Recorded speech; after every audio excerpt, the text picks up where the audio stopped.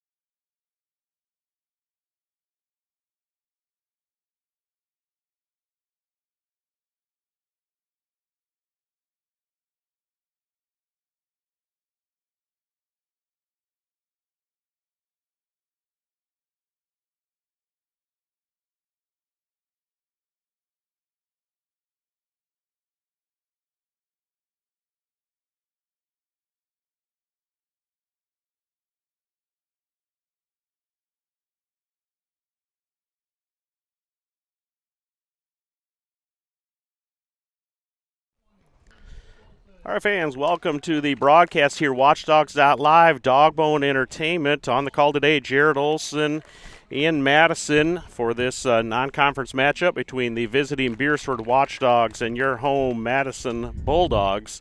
So, Battle of Dogs here, a nice day at Madison, a little breezy, but temperature's pretty decent. Thue Field here in the middle of Madison has a fairly decent wind block within town, a series of at least 4 fields here, and a nice little setup for this matchup between Class A opponents. Take care of the starting lineups. We've done the national anthem. Again, if you're tuning in, or let others know that they can tune in on Watchdogs.live, our live Watchdogs Live YouTube page, either one of those, or we also should be linking up with the Beresford Game Changer page as well. So they've done take care of starting lineups here for the Watchdogs being the top half of the inning. Leading off will be number 20, Reese Olson, the center fielder. Second batter will be Taven Valder, the left fielder, wearing number 1. Third batter for the Watchdogs will be Keely Merrigan, playing shortstop and wearing number 16. DP for the Watchdogs and hitting fourth will be number 8, Brindley Moaning. Playing right field, wearing number 13 and batting fifth will be Kennedy Merrigan. Harley Coath will be the second baseman, wearing number 14. Ivy Kaiser, the catcher, wearing number 24, will be the seventh batter. Ashlyn Olson playing the hot corner on third base, wearing number 2 and batting eighth. And Lily Seivert playing first base, wearing number 22, will be the final batter in the lineup. Watchdogs are using the DP flex today, so Riley Lorvik, wearing number 28, will be the pitcher in the flex position. For Madison, leadoff batter will be number 9, Klingbeil, playing shortstop. Batting second will be number 5, Cooney, playing center field. Lurs is the catcher. She's wearing number 12, will be batting 3. Tobkin, playing first base, wearing number 6. And batting cleanup, Malone, playing third base, is wearing number 1. And the fifth batter, Voss, wearing number 4, is the DP in the 6th slot. Hunsley will be playing left field, wearing number 2 and batting 7th. King will be playing second base, wearing number 10, and the 8th batter in the lineup. Chamber will be the right fielder, wearing number 14 and batting in the 9th slot. And then Dudley will be wearing number 11 in the 10th spot as the flex and pitcher. So, again, got a lot of that taken care of. Looks like we're taking the field for some quick warm-ups. Starting pitcher will get her 5 throws, or up to, and 60 seconds here, and we'll be ready to roll.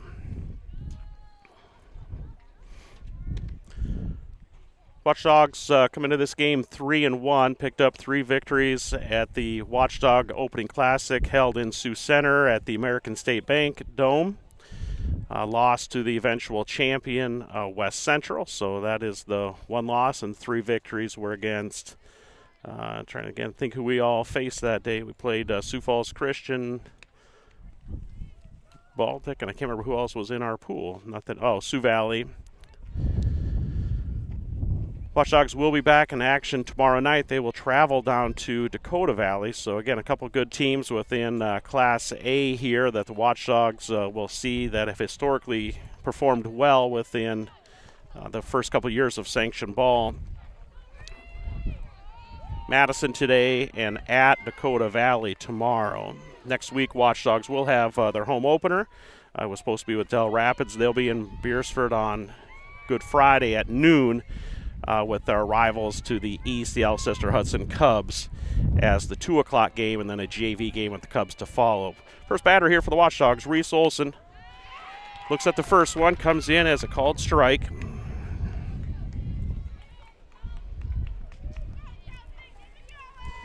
Dudley having to look right into the wind. It's coming from behind home plate, straight out to left center field, so it'll be a hitter's wind. Reese Olson fouls the second one off, so now in a hole, no balls, 2 strikes here against Dudley. Saw the catcher during warm-ups, Lurs. She's got a really good arm, so taking steals today will be difficult as Dudley has decent speed, and Lurs threw a really nice ball down to second during warm-ups. Chopper back to the pitcher. Play at first base does retire Reese Olson for the first out of the inning, so 1-3 put out for Madison. First out of the inning. Brings up the left fielder, Taven Valder.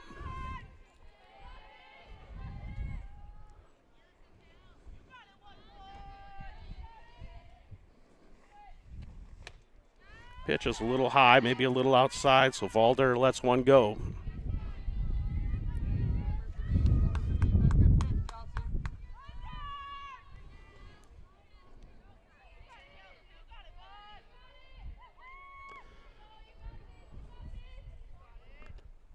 That pitch from Dudley a little low, so now Valder with the advantage here. No 2 balls, no strikes. Takes a quick look down at third base and head coach Matt Storo.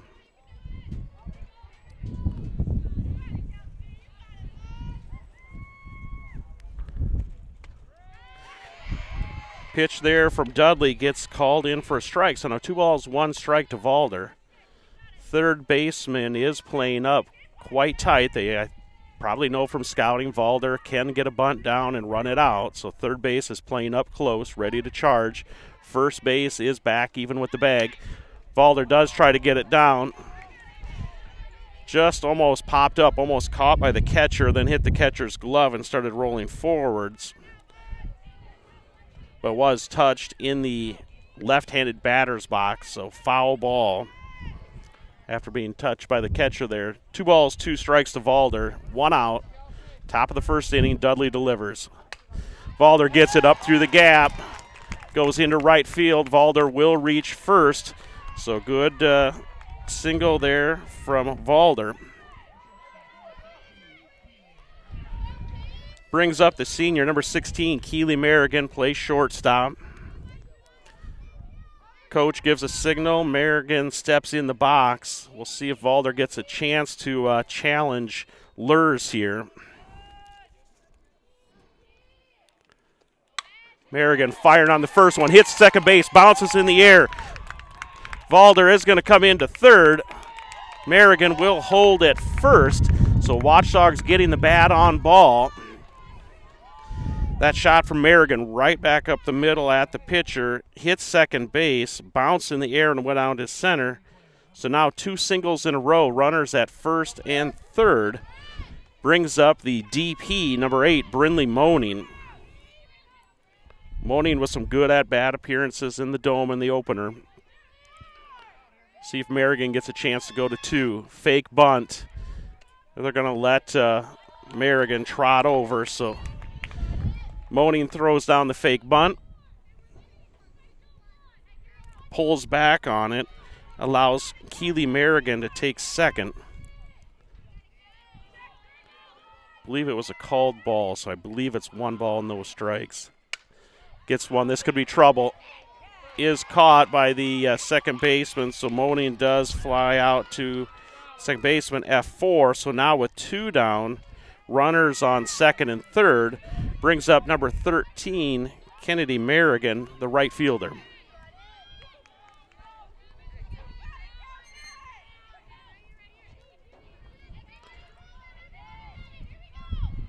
Again, top of 1, 2 out, runners on second and third.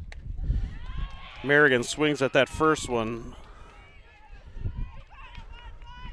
Good cut. Watchdogs being aggressive at the plate here early on.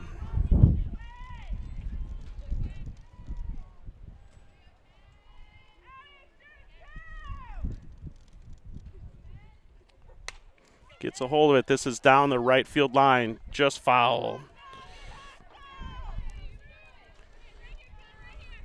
Merrigan now has a count of no balls, 2 strikes. Again, just looking for an opportunity to get something in a gap. Will score Valder. Keely Merrigan, something again in a gap, should have a good opportunity to come around third and score as well. Lurs, no balls, 2 strike delivery to Merrigan. She gets a hold of it. This one's going to get down, going towards right field. He's waving in Merrigan. Play does go to second, so no play at home. The 2-run RBI delivered by Kennedy Merrigan brings in Keely and Valder, so Watchdogs up 2-0 early in the top of the first inning here. Brings up the second baseman, number 14, Harley Koth. Again, Wynn at the back. We referenced earlier she's going to look and put down a fake bunt. Lurs got her. That was good arm. So kind of referenced that earlier in the broadcast. Stealing against Lurs may be difficult. And Watchdogs try to get a runner with 2 outs in scoring position, and she gets thrown out. So Koth will be the first at bat in the second inning on the 2-4 put out for the third out on the steal. So first up for Madison will be Klingbeil, Cooney, and Lurs. We'll be back right after this break.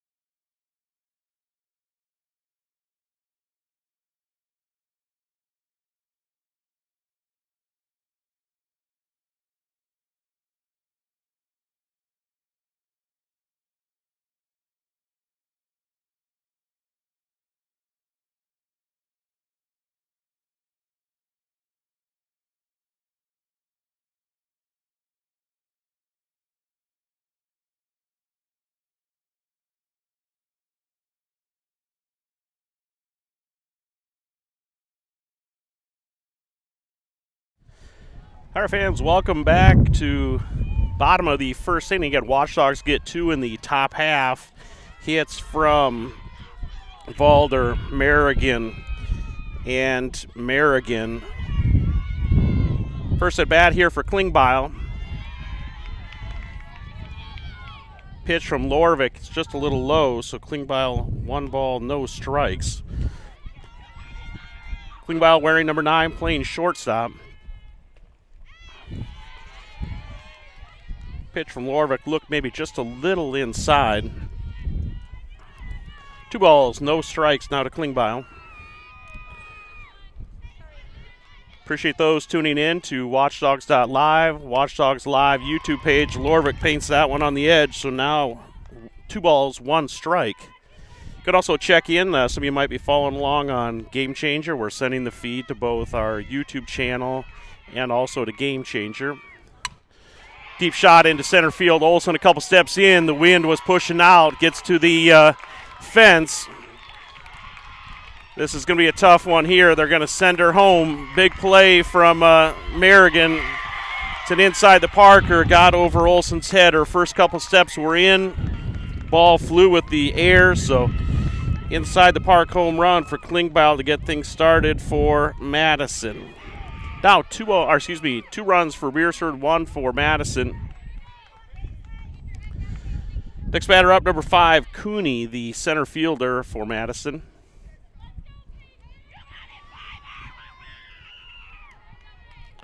Fence is deep from a typical softball field. The corners are more traditional. That one's going to get fouled out of play over by the Watchdog dugout.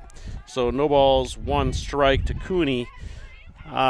Looking on Google Earth, I think the corners were right in that 210 area, 215. Dead center field was closer to like 245, which would be quite deep for a softball field. So if something goes out of the park to deep center, that is a mash. But 1 ball, 1 strike now to Cooney.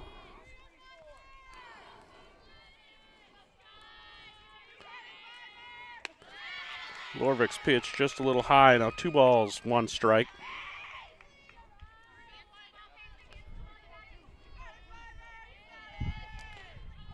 Catch today for the Watchdogs referenced Ivy Kaiser.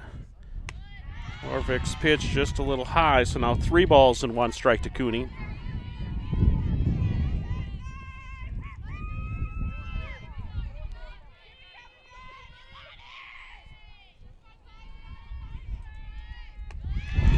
Base on balls here for Cooney to reach. So now with no outs, runner on first brings up Lurs, the catcher. Again, we saw her arm on display as the Watchdogs try to get a steal against her. We'll get a look here as the number 3 batter in the lineup fouled that one off. Just foul going down the third baseline. Kind of something off in by the handle.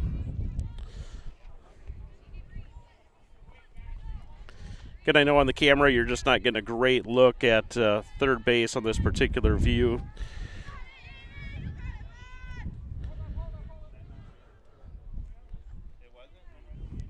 Get the shortstop back in position here. No balls, 2 strikes, now the count to Lurs. She watched that one from Lorvik.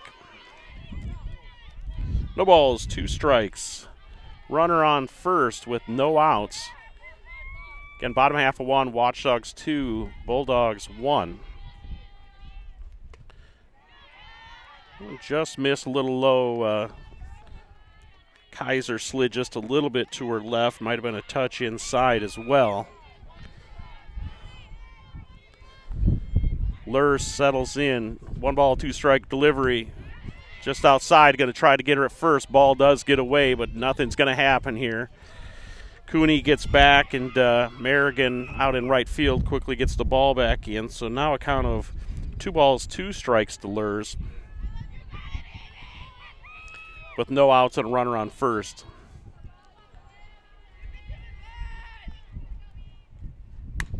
Pop fly left field, wind going back. There's a tall fence there. That one did clear it. So again, maybe a short fence out there, but it is tall. It's a good 15 to 20 feet high fence. Drops down in about left center, but Lurs did tattoo that one and sent it out into the turf, kind of batting cage area out there in left field. All Valder could do was turn around and kind of watch it clear the fence. So home run from Klingbeil in the park. Cooney reaches on a base on balls, and now Lurs hits a home run. So Madison gets 3 on and 3 in. So now brings up the 4 spot. Tobkin, the first baseman, with no outs. Watchdogs 2, Bulldogs 3. Strike called on the outside corner, so good job there by Lorvik to come back here and get a first pitch strike against Tobkin.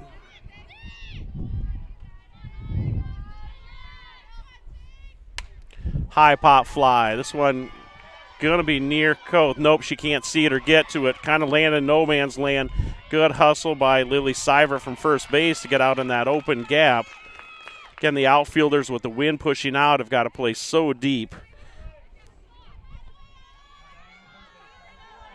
Tobkin was able to take second on that high pop fly.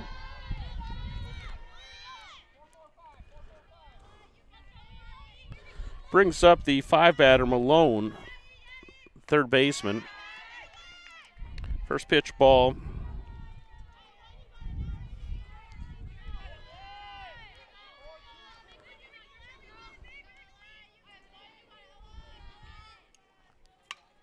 That one's fouled back to the fence.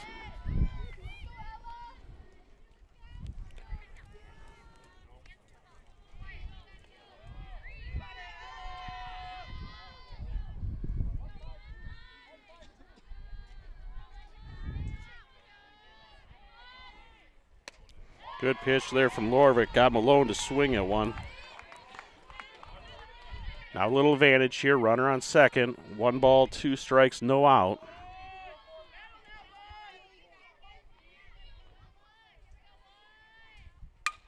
High fly ball back in center field. Olsen comes in a couple steps, back up a couple steps. Relay just did not get caught cleanly. This one goes against the fence. Watchdogs do get the fly out, so F8 for the first out. Tobkin saw the relay coming in, was dropped and mishandled, and took third. Now for Madison, brings up the DP, number 4, Voss. Runner on third with 1 out.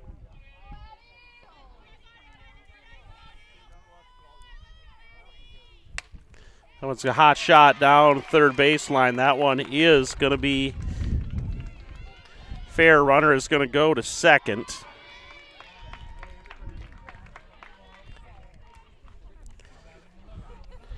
So Voss with a shot, double down the third base line, went out into left field, brings up number 2, Hunsley, the left fielder, with a runner on second now. Now Madison 4, Watchdogs 2.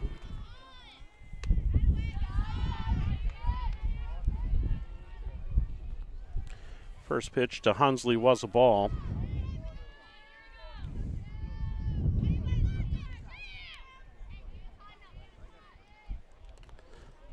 Pitch hit the batter.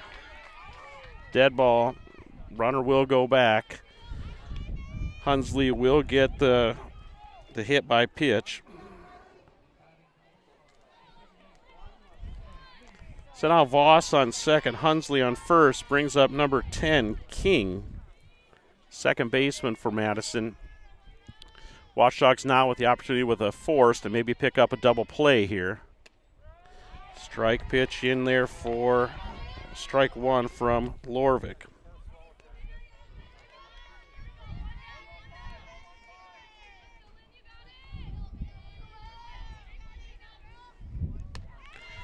Pitch is a little outside. 1 ball, 1 strike now to King.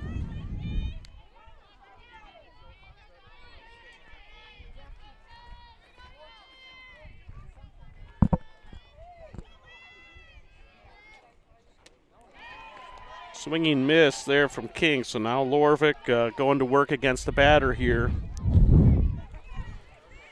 Runners on first and second, 1 out. Count of 1 ball and 2 strikes here to the 8th hitter, King. Kaiser tried to frame that one up for the ump, wasn't having it. 2 balls, 2 strikes.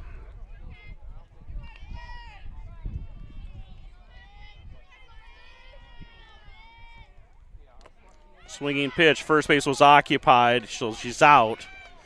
Runners did advance on it, but it was a strikeout. First base was occupied. So now 2 down. First K for Lorvik here in the game. Again, Voss does take third on the ball that got away from Kaiser. Hunsley ended up going to second. Brings up Chamber, the right fielder and 9th batter, wearing number 14. Watches the first one in there, nods her head as the umpire calls strike.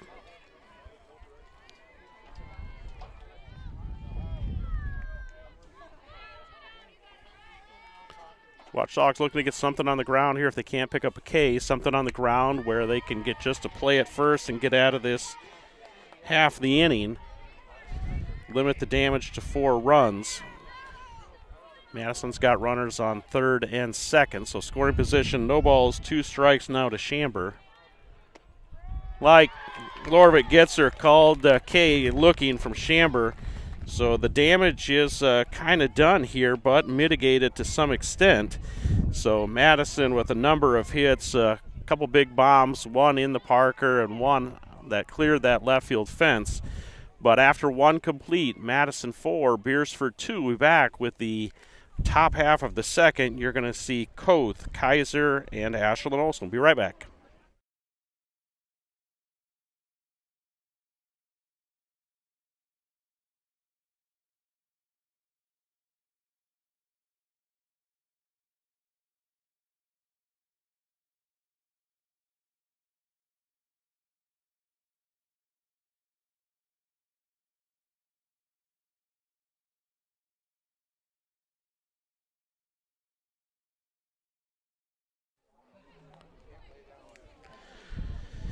Our fans, welcome back to Watchdogs.live, Dogbone Entertainment for this road broadcast. We'll try to bring as many road games to you as we can.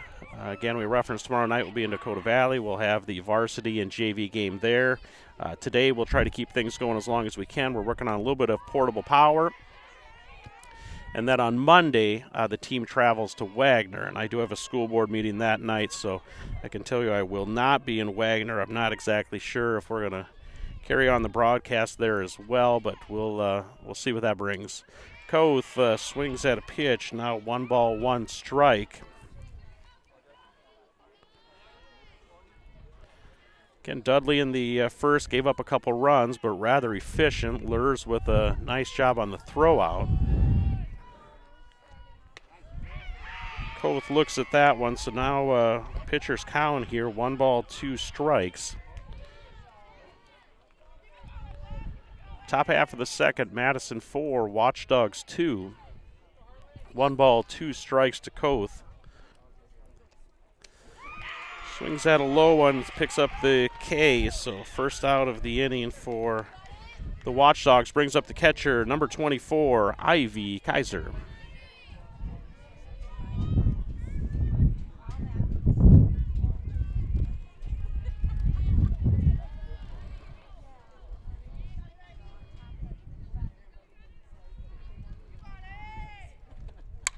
Kaiser, high fly ball into center field.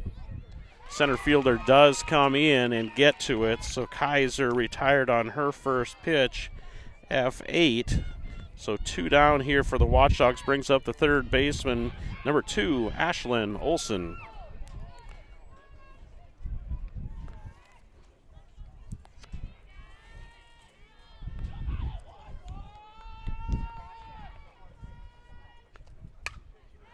Ashlyn Olson fouls one down past the Beresford dugout out into a warm-up area.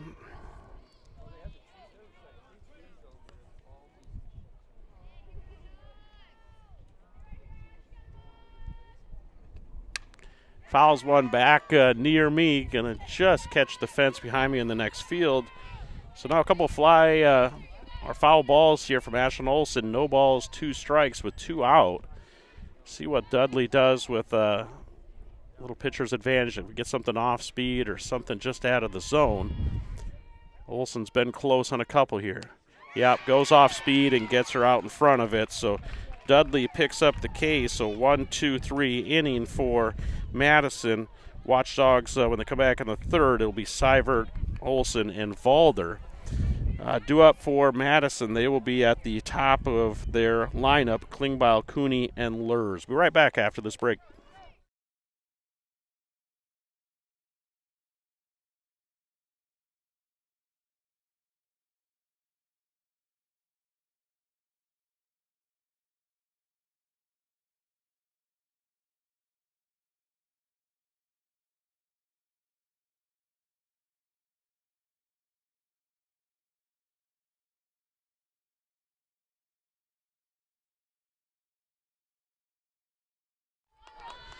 Okay, fans, welcome back. Watchdogs.live, Dogboat Entertainment on the call here today on location in Madison, Jared Olson. Bottom half of the second brings up Klingbeil. Called strike from Lorvik. Klingbeil with that inside the park home run cleared the center fielder's head, rolled out to the fence, which is out in that 245 area. Just couldn't get it relayed in time before Klingbeil cleared the bases. Took a hard shot, made a big thud and a ooh and from the crowd, but Klingbeil shakes it off. She'll take first on the hit by pitch. They'll give her a chance to shake it off and check with the first base coach and just make sure that she's okay.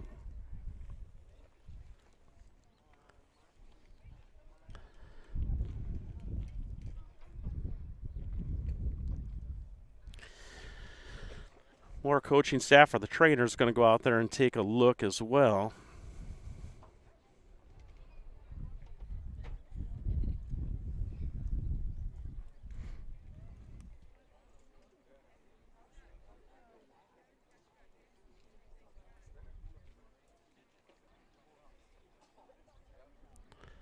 Looks like she's holding up around the arm and the elbow, kind of flexing the elbow and grabbing in that area of the elbow.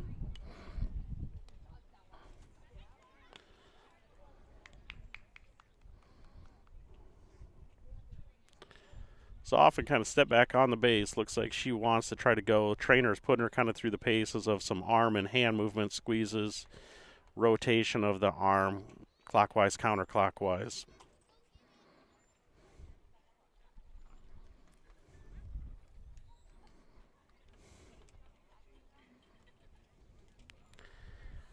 Now we're going to bring in someone else for her here as they just take a little further look. She gets Little round of applause as she goes off. So hopefully Klingbeil's okay. We'll see who they substitute in here.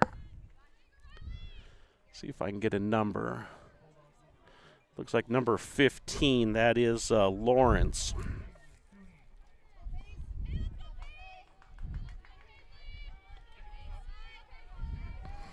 See what they do, the next half inning here when they go out in the field, or the next time at bat. We'll see if Klingbeil gets checked out a little further and ends up being okay, or if this is a permanent substitution, or if they re-enter her. But up to bat for Madison is Cooney.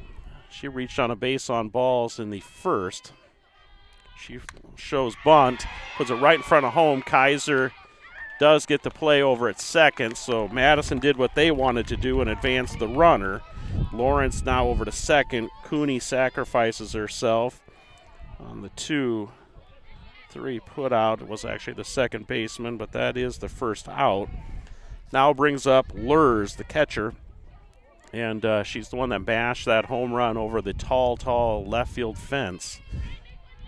Wind is pushing out. Lorvik gave her something a little off speed. She got way out in front of it and sent that first foul ball over towards the home dugout. So now with one out, runner on second. Lurs with a no ball, one strike count to her.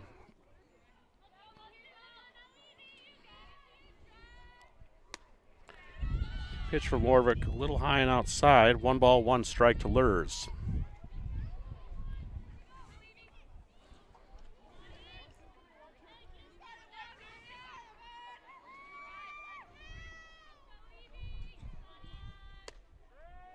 Good pitch there from Lorvik, just caught the outside corner. Lurs watched it. Some of the home Madison fans not too far from me shaking their head. They didn't like that one as much as the Watchdog fans sitting near me did. Had to chase that one up high. Count remains 1 ball, 2 strikes.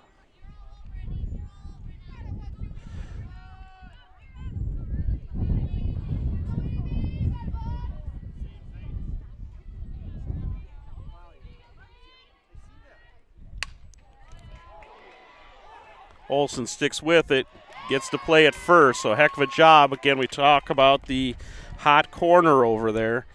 Ashlyn Olsen got that one in the glove. Hot shot from Lurs, and kept it right in front of her. Hopped up, she stayed calm, delivered it over to first base for the 5-3 putout.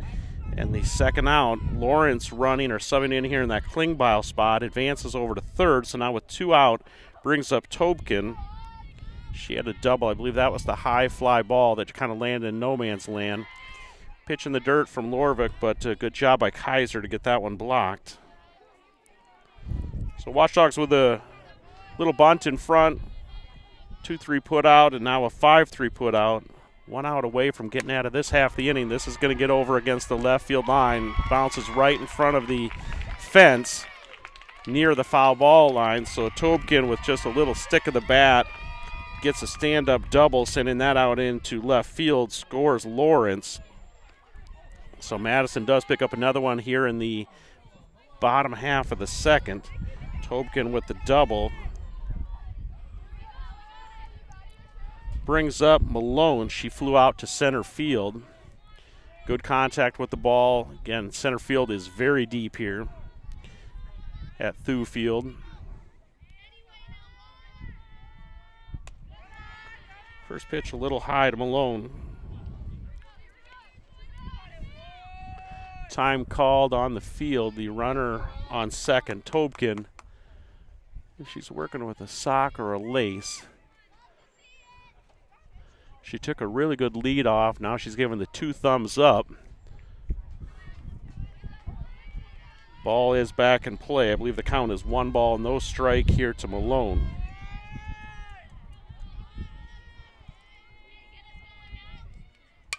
High fly ball, right center field. This is under it is Kennedy Merrigan. Nice job. It looked like it was going to go into trouble alone, but Kennedy Merrigan spotted it. F9 for the 3rd out. Madison picks up 1, so now after 2 complete, Madison 5, Watchdogs 2. Up for the Watchdogs will be Seibert, then the top of the lineup, Olson and Valder and Keeley Merrigan in the top of the third. We'll be right back after this quick break.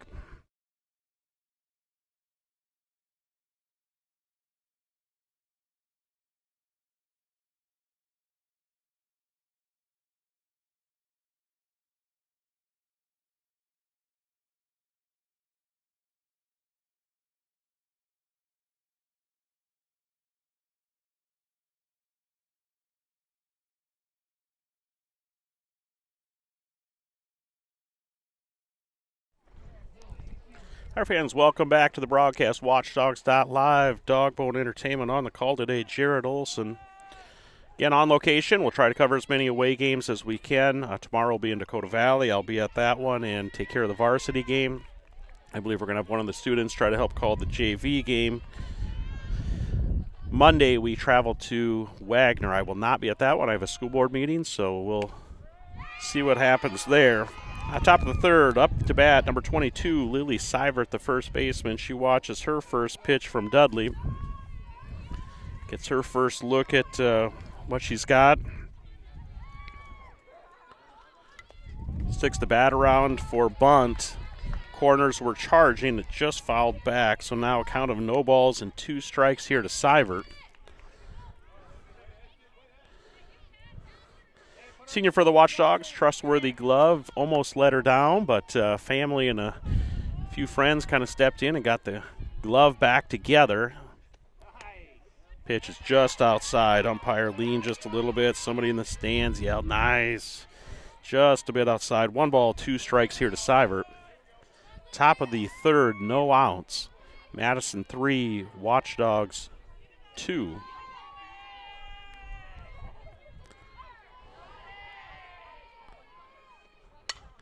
Seibert gets a hold of it. This is over towards right field. I am blocked. Umpire behind home plate calls foul ball. Again, just blocked out of my view. Everybody returns. Count remains 1 ball, 2 strikes here in the top of the third. Seibert gets a little piece of it, just a little behind. Now the right fielder really shading that right field line. Bigger gap now between center and right field. Seibert fouls that one back by some of the fans, and they are ducking for cover behind the chain link.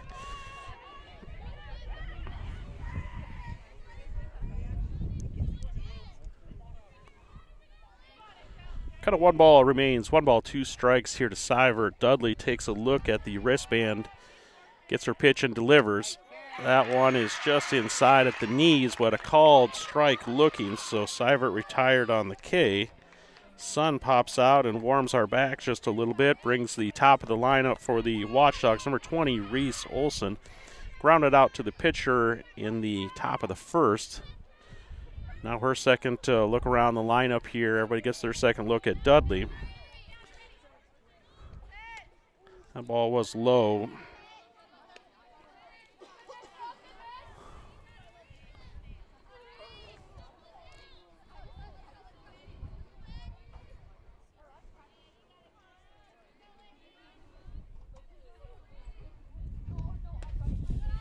Pitch looked outside from my vantage point. I'm about 10 to 15 feet off of the fence and kind of back behind and to the right of the camera view that you have right now. Catcher's glove looked like maybe just a little outside. Olson fouls that one over by the third baseman. She runs after it, just can't quite get to it, so that'll be the first strike here against Olson.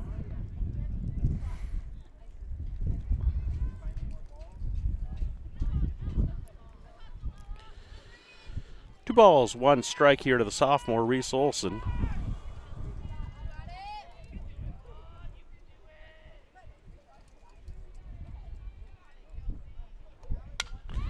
Shot's going to get into the gap. Olson's going to round first and look at 2.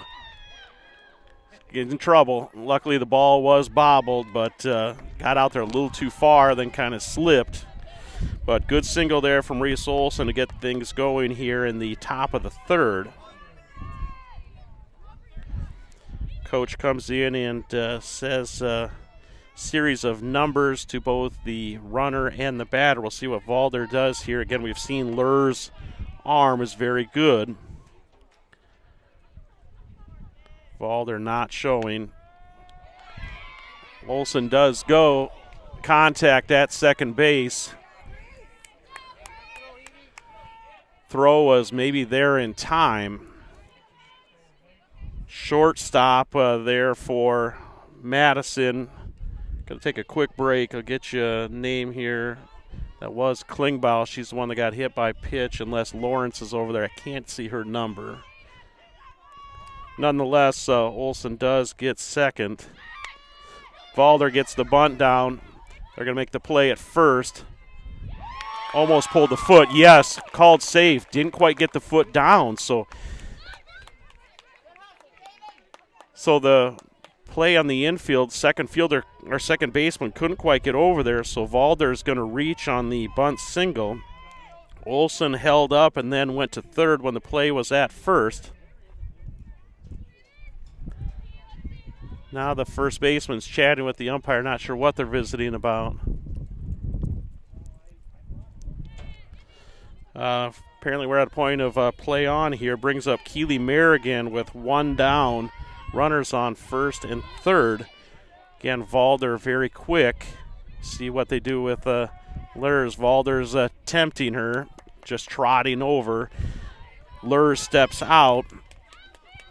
Looks back, Olsen at third, but Watchdogs again end up getting what they want out of the deal, and that is Valder on second, Olsen on third, Merrigan up to bat with a count of no balls and one strike.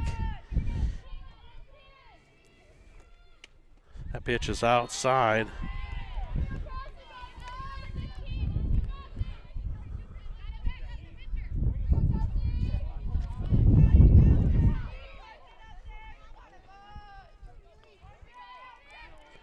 Top of the third, Madison 5, Beresford 2. Pitch is just inside. Merrigan kind of stepped back, kind of stood straight and tall, and kind of let that one come in near her knees. Umpire agreed, just a little inside. Now 2 balls, 1 strike, just 1 out. Watchdogs with no force here will be looking to score, but not be over-aggressive. Merrigan looked at that one, maybe just a touch outside or just caught the corner. Again, my view is not real great, back and off to the side. So again, 1 out, runners on second and third, 2 balls, 2 strikes to the senior, Keely Merrigan. She has to protect, fouls that one back against the fence.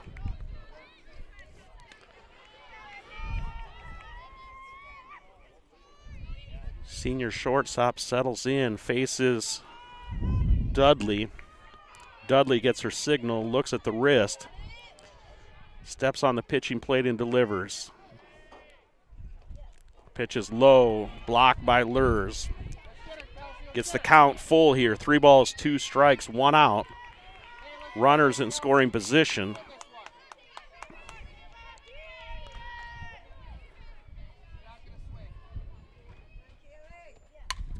High fly ball, it's out of play. Watch out here. Wind is bringing it back. The wind was really pushing it. It could have easily cleared the bleachers, but the wind coming from behind us pushed it back into the front row. People were grabbing their head. A young Madison fan, just fortunate there to not have that one catch his head. But again, reset things here. 3 balls, 2 strikes, 1 out to Merrigan. She hits a hot one to the corner, catches Olsen in no man's land, slides in there. Got her out. Thought the slide was underneath of it. She got caught there.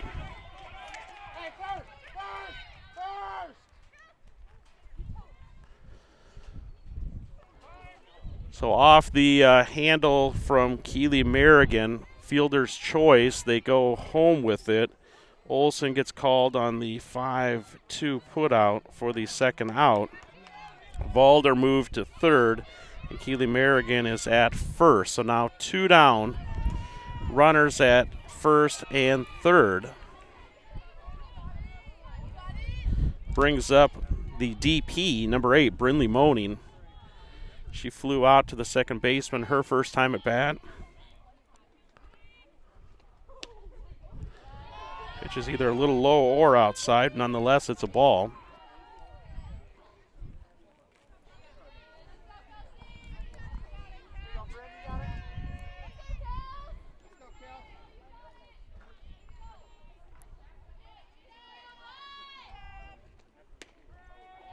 Strike called.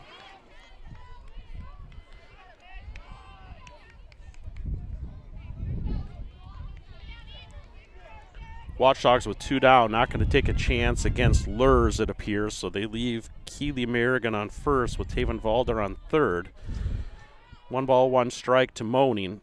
Moaning gets a piece of it over towards second base. It's off the glove, so run does score. Moaning reaches. That was a tough one in the gap for the second baseman, King. So Moaning will credit her with a single. That moves Merrigan to second and brings Valder in to score. So now Madison 5, Beresford 3.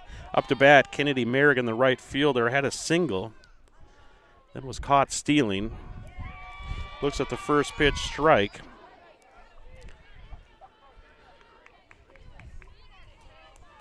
Again, runners on first and second, 2 outs, top of the third.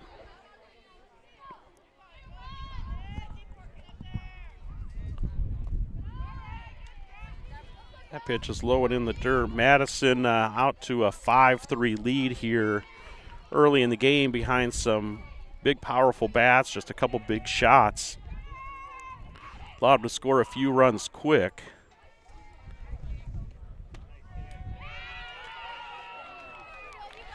Merrigan kind of jumping out of the box on that one, called strike. 1 ball, 2 strikes, 2 out.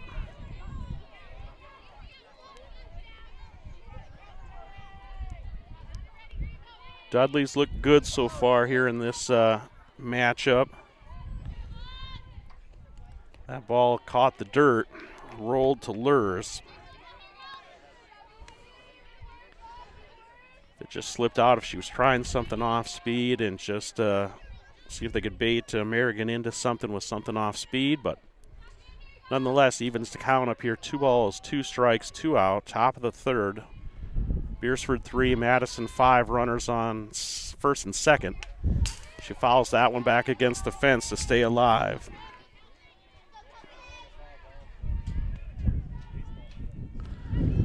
Stiff breeze out of the northwest, so the way Thue Field number 3 sits, it's at our backs, and as a push into the outfield, clouds kind of break and we get the sun power. It feels pretty good. Clouds come over in front of the sun. It starts to cool off pretty quick. Pitch just outside. It's close. 3 balls, 2 strikes here to Kennedy Merrigan, the freshman.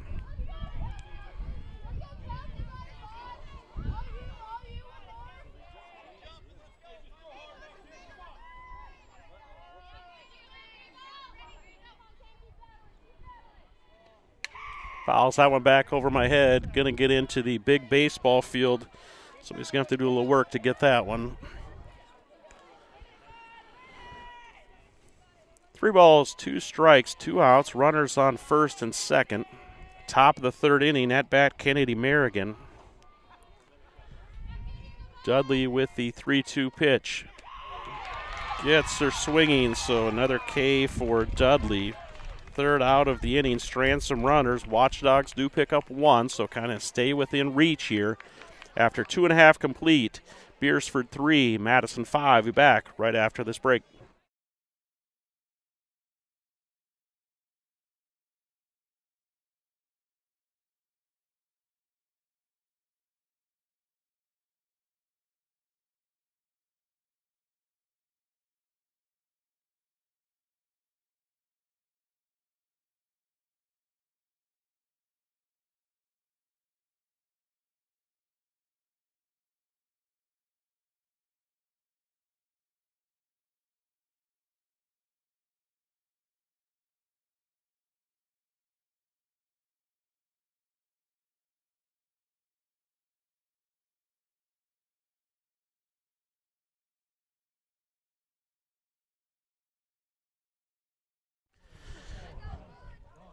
All right, fans, welcome back to the action. Watchdogs.live, Dogbone Entertainment. On the road today, we are in Madison at Thue Field number 3.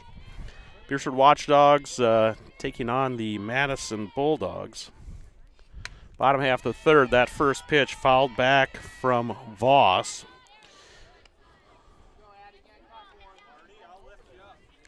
Voss with a double in her first at bat. She's playing the DP position today. Bottom of the third, Watchdogs 3, Madison 5. Pitch from Lorvik just a little low. Good stop there by Ivy Kaiser.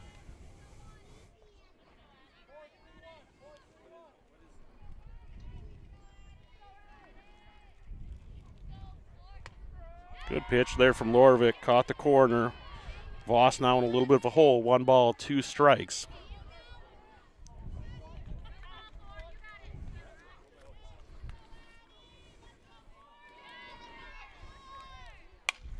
Shot out into left field. Valder gets it, sends it into second. So Voss will be held with a single there. Shot that got through a gap and out into the outfield. Brings up Hunsley, the left fielder. She was hit by pitch her first time at bat in the bottom of the first. Now top of the third, she gets her second look at Lorvik. Hit by the pitch, I believe, on her second pitch. So I've only seen 2 from her. She's going to square around to bunt. Pulls that one back.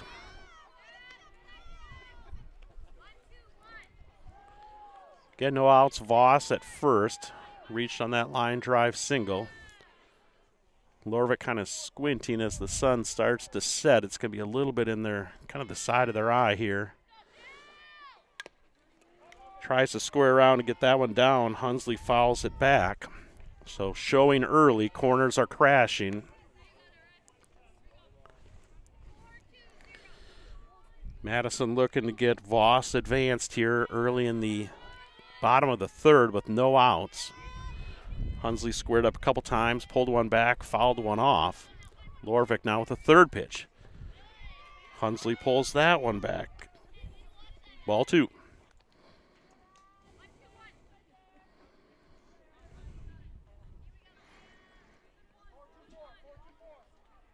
Ashlyn Olsen at third base, about 2/3 the way up already. Hunsley squares around again, misses on that take she does offer. So now with 2 balls and 2 strikes against her, you assume coach is going to have her play this one up and honest. Does not look like she's looking to square up here, so going to take this pitch and try to drive it somewhere. She does. Left field, Valder back. Just the wind pushes it over her head right against the fence.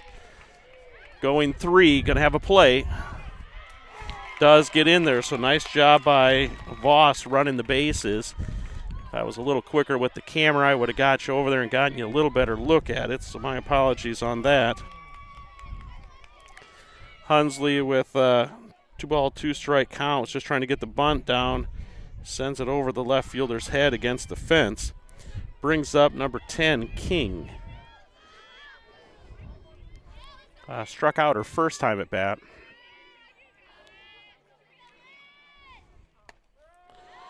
Watches that first pitch across there for a strike. So no outs. Got Voss on third and Hunsley on second. King is up to bat.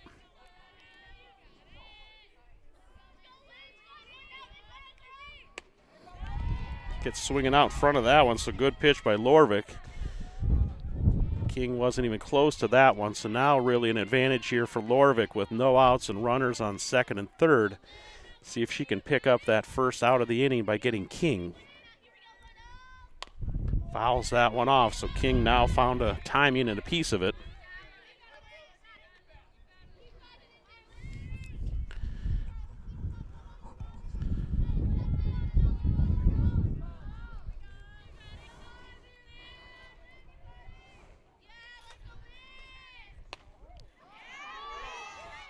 Ooh, tough one, check swing.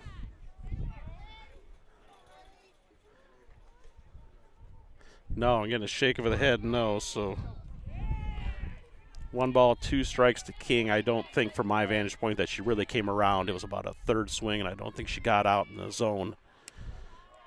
Lorvik tries to get her to chase one there. Does not entice her with that one, so now 2 balls, 2 strikes.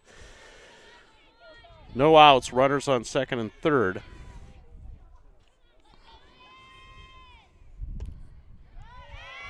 Well, it came inside, just a little more heat on it. Does not catch a corner, so now fills it up here. 3 balls and 2 strikes to King.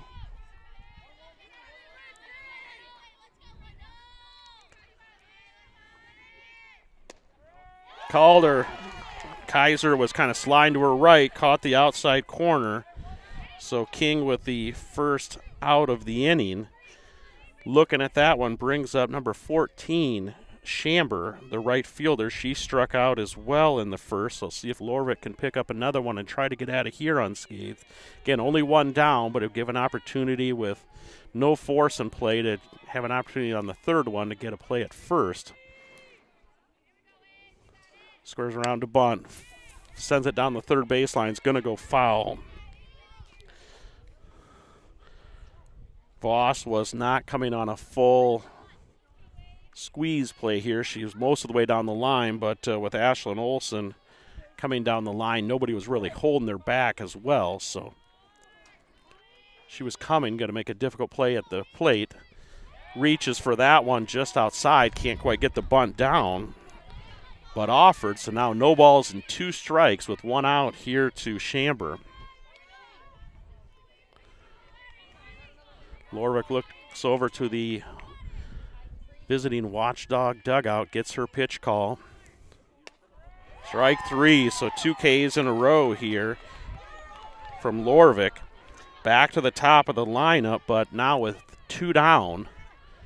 Watchdog's going to attempt to play at first. Brings up, see if we can get a number. I believe it is Klingbeil back in the game, but I try to get a number and a look here. I just can't see her jersey.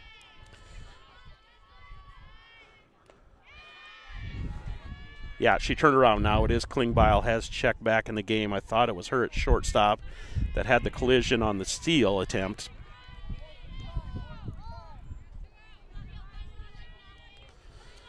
Home run in the first, hit by a pitch in the second. Now a count of 2 balls and no strikes against her.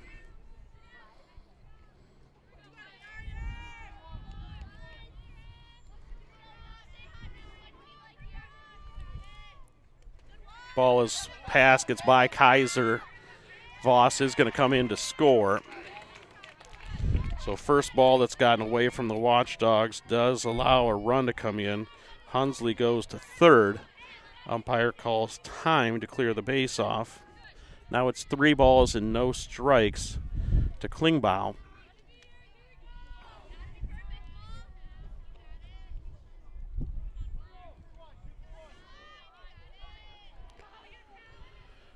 See if Klingbeil has the green light.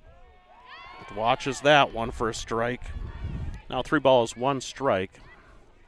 2 down, runner on third. Madison 6, Beresford 3, bottom of the third.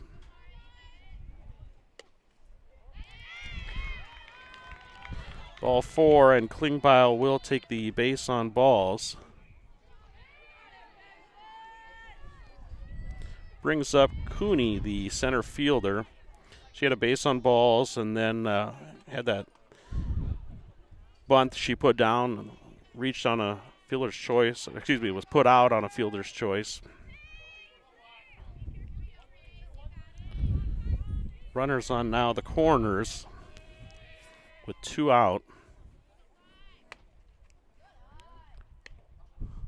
Watchdogs do see if Klingbeil is going to steal there. Did with play where you rip it over to the shortstop and she either comes back home or sends it to third. Madison wasn't moving, so now a count of 1 ball and no strikes against Cooney. High fly ball, just going to get foul, so that's back over by the Watchdog dugout.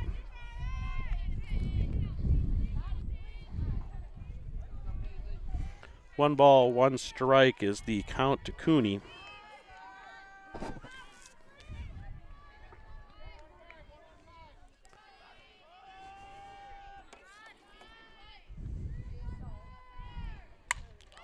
Shot that's going to get down. It's over by the left field line. Tough one to get in. Going to score 2. Stand-up double that brings in 2. So Cooney with a shot. Again, went way out in that left field corner. Just painted it out there in the corner. Rattled around. So that scores Hunsley. And scores Cooney from second.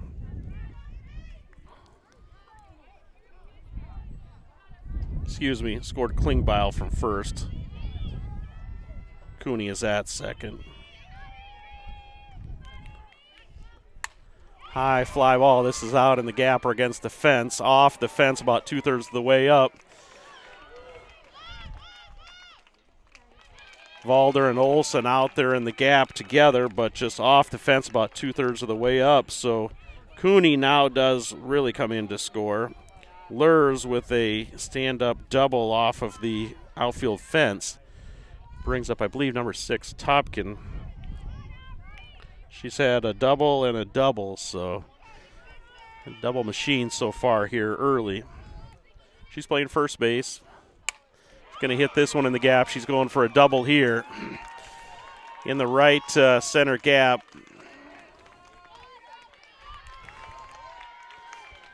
One hopper off against the fence out in deep center field, so Lurs comes in to score.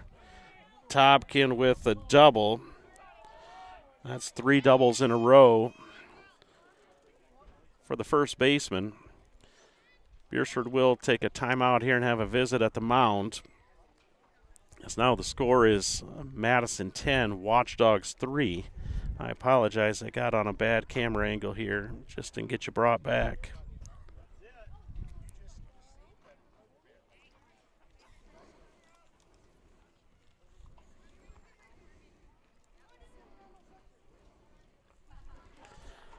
Looks like Watchdogs are going to bring in a relief pitcher, so good outing there by Lorvik. Just unfortunately, Madison's bats were a little too much here early in the game. Bring in number 8, Brindley Moaning. She was the DP. So I'm assuming they're just going to swap spots. I don't see any other outfield changes. So Moaning will reposition some of the dirt, and they'll just report a flip here. She'll now just go a straight 9 in the lineup. And the DP flex will disappear, and she'll still bat in the 4 spot, and she'll just be the pitcher.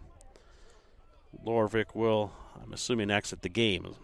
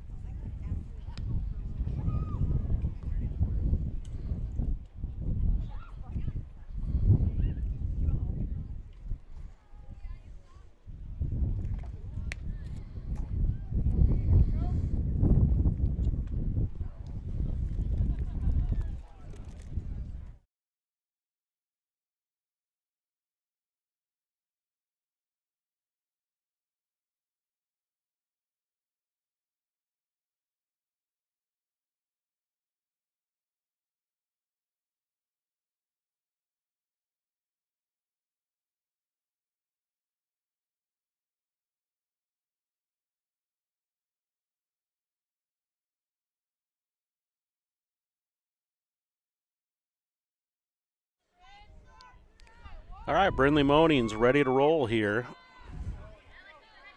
In relief action, she's going to inherit 2 outs in the bottom of the 3rd. Runner on second, and up to bat is number 1, Malone, the 3rd baseman. She flew out to left field and then flew out to center field and flew out to right field. So made contact 2 times, fly balls that have gotten to the outfield. Watches that first pitch for Moaning.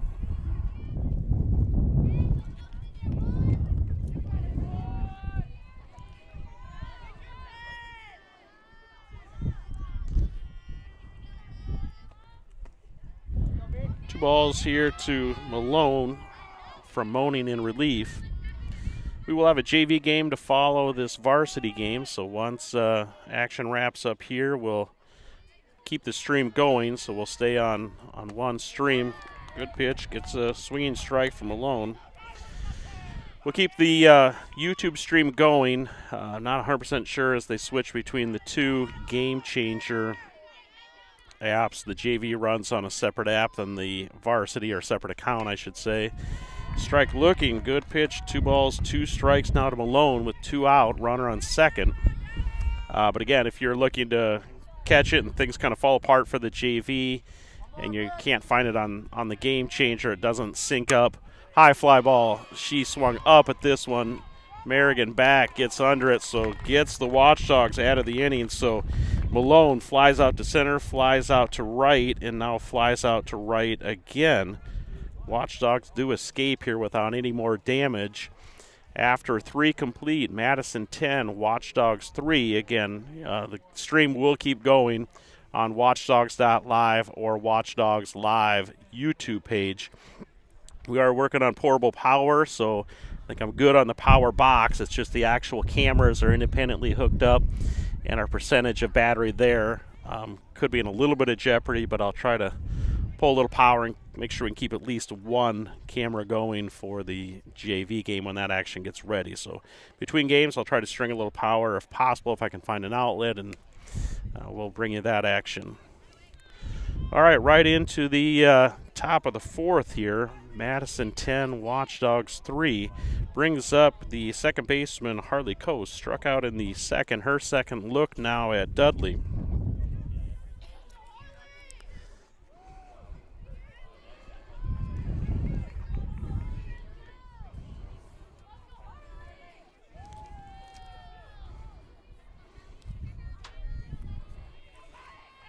Wind's still blowing pretty good. Again, getting a few clouds. Maybe they're dissipating a little bit, so we get some sun power. Must have been inside. No movement from the umpire's arm. 1 ball, no strikes here to Koth.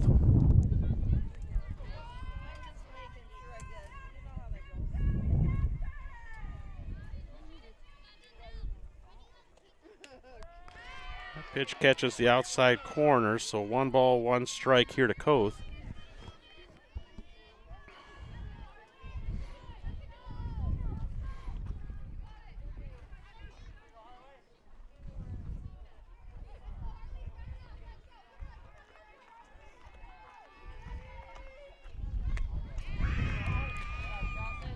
Swinging strike there from Koth. 1 ball, 2 strikes.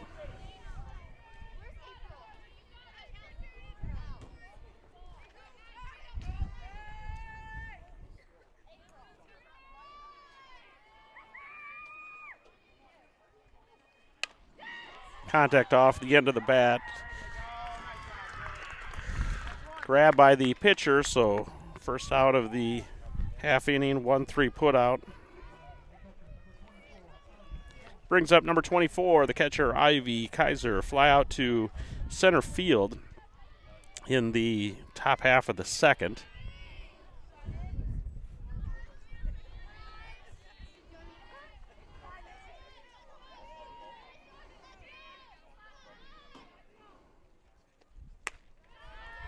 Kaiser watches the first one up and out a little bit.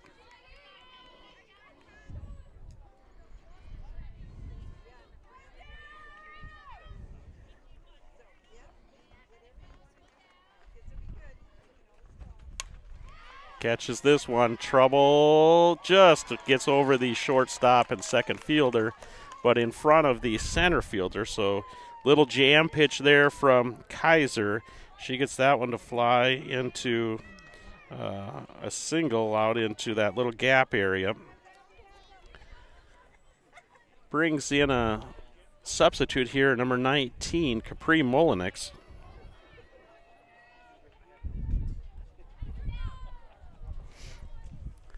In Ashlyn Olsen's batting spot here, so Molinix will make a substitution and pinch hit in the top of the 4th.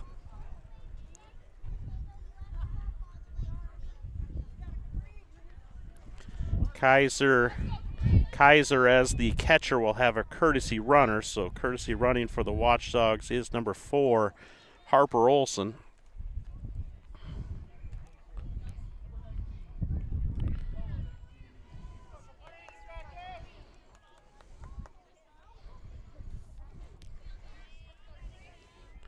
Dudley now, first look at Molinix. Molinix first look at Dudley.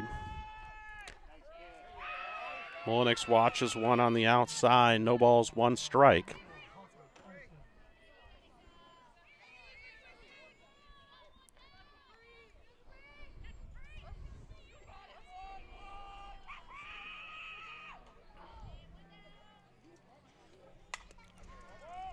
Swings at that one, fouls it off the end of the bat, so now a count of no balls, 2 strikes to Capri Molinix. One down here in the top of the 4th. Madison 10, Beresford 3.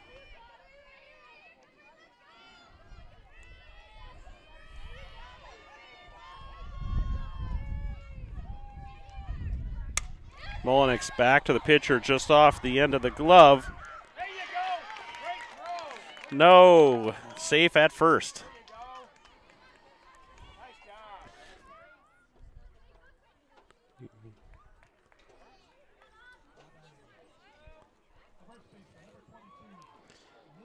So Molinix reaches on an infield single. Harper Olson running in place of Ivy Kaiser advances to second. Watchdogs are going to re-enter Ashlyn Olson to run at first base, so we'll get Ashlyn Olson with her one re-entry back in the game.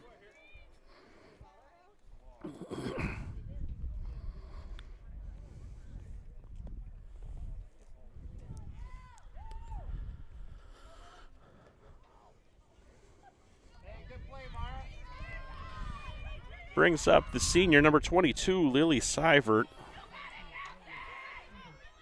Her first at bat was in the top of the 3rd, now in the top of the 4th. Steps in and steps back out. Coach is questioning the substitution. I think it was the play at first, was questioning whether she was safe or out. Umpire reconfirmed out in the field that he did call her safe. My man Mitch Brooks just showed up. Got a second set of headsets so we can put him on the call here. Foul ball, ooh, he almost got that one. Not as fast as he was in his younger days, but Seivert fouls that one back out of play.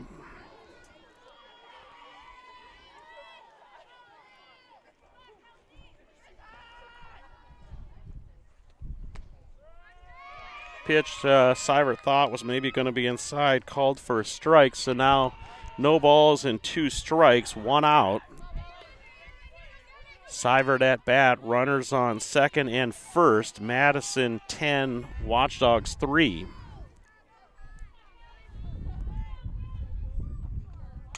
Seivert reaches for that one, sends it foul out of play back into the baseball field. Count remains no balls, 2 strikes, 1 out. The senior Seivert battling here with Dudley. Watchdogs kind of desperately looking for a few runs here to try to get a chance to claw back in this thing. Seivert gets one, going to go in the gap. Going to reach first. Harper Olson coming home. Play at home, but no close action. So Harper in the courtesy running position for Kaiser scores.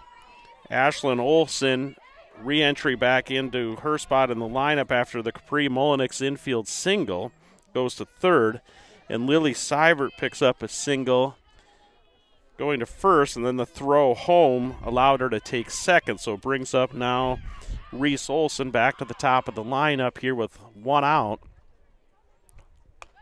Watches the first one up around her face. Reese with hit back to the pitcher, was put out, and then a single in the 3rd.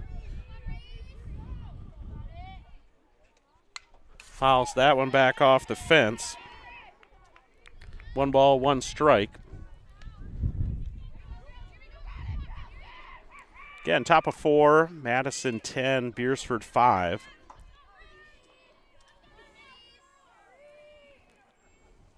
One ball, one strike to the center fielder, Reese Olson.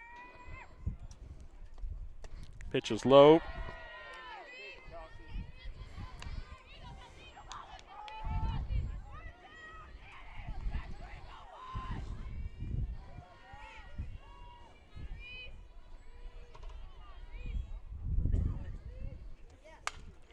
Shot going towards second base.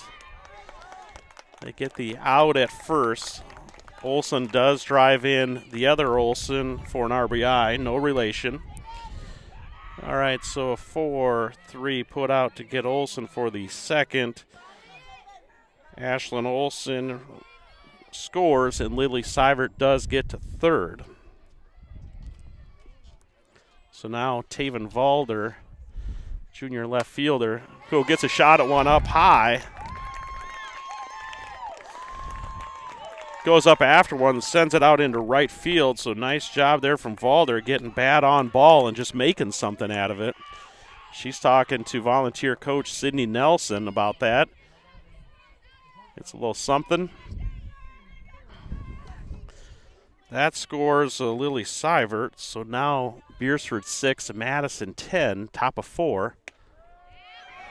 Valder stealing second, gets in there, no play, or play was made, but just throw didn't get deep enough. Valder snuck in there on a stolen base against Lurs, who we referenced early. Got a great arm. So now Watchdogs runner in scoring position. Keely Merrigan up to bat. That pitch is up high, evens things up here, 1 ball, 1 strike.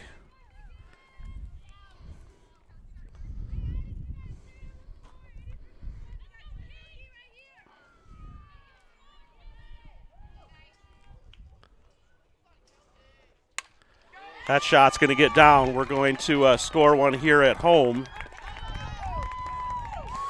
Valder scores. Keely Merrigan with a single. Watchdogs got a little something kind of rolling here. Brings up what was the DP, now the relief pitcher, Brinley Moaning, with 2 down. Runner on first. Watchdogs 7, Madison 10.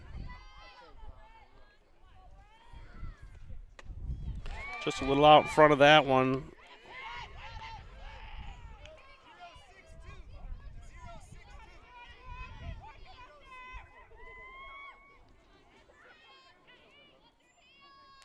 Watchdogs picked up 4 runs so far here in the top half of the 4th. Was a 10-3 game before this inning started, and now Watchdogs found a little rally at 7-10. Advantage Madison. Pitch from Dudley is outside. 1 ball, 1 strike now to Moaning.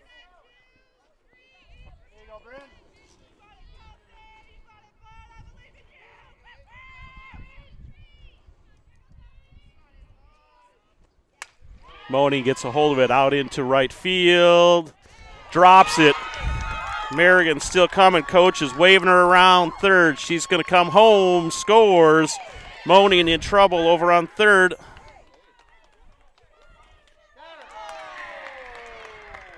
My bad. I just did not get the camera play around enough here, but Moaning got caught trying to go to third, but Merrigan did score on that. Tough play out there in right field.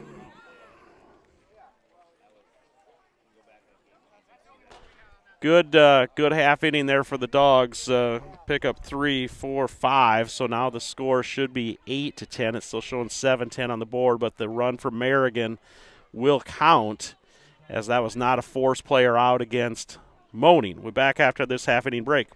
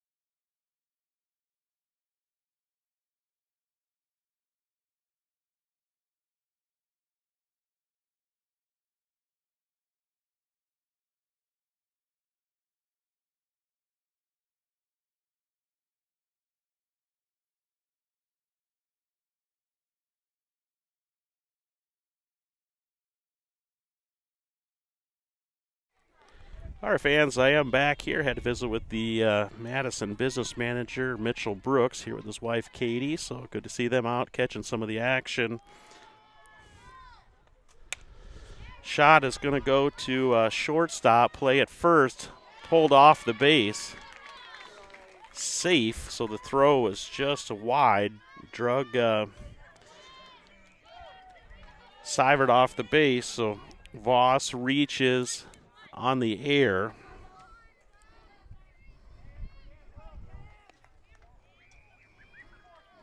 Brings up number 2, Hunsley.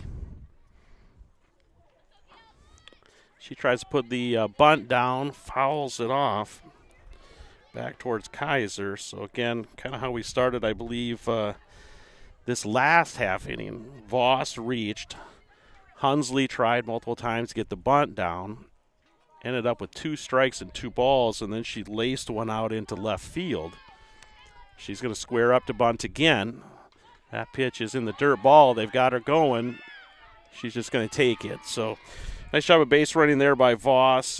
Just seeing the ball kind of get away a little bit and taking it. So now Hunsley with a count of 1 ball, 1 strike. I'm assuming the bunt will be off. We'll see if coach is looking to still advance Voss to third now with a bunt, or if he's going to let she's going to let Hunsley go with this one.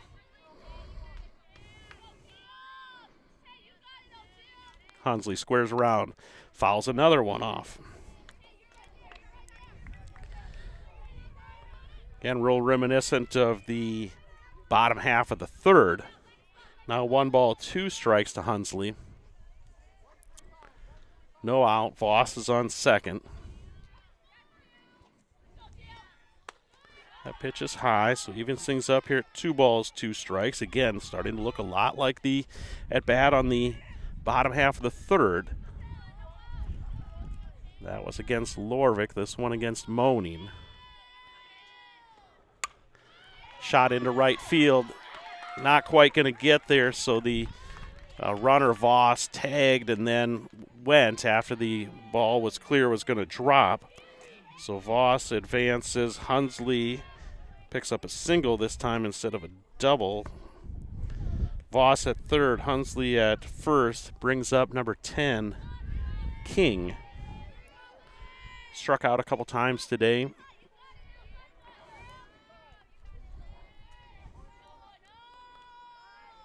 She's going to turn around and show bunt. Gets that one down. Ashlyn Olsen gets the play at first. Needs some help from the home umpire. Just the way they got pulled away from the bag. No way that the field umpire could see it. He quickly looks to the home plate umpire for a little assistance. They're talking about it. Either way, Voss will score. Runner was called out on the tag, so we are going to get Hunsley moved over to third. King is retired on the play, so that was a 5-3 put out. Brings up Chamber. A couple strikes out for her. She swings at the first one. Again, it's now Madison 11, Watchdogs 8. We're in the bottom of the fourth with 1 out. Runner on third. Chamber's going to get hit by the pitch. Home plate umpire did not signal it right away. I don't know that he saw it. She jumped in on the bounce, caught her in the ankle. He did never signal dead ball, but nonetheless, Chamber took it.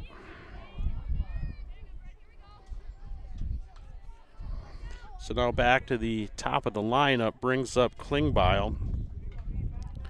Inside the park home run, hit by pitch, and then a base on ball. She's scored 3 times today. Now Chamber on first and Hunsley on third.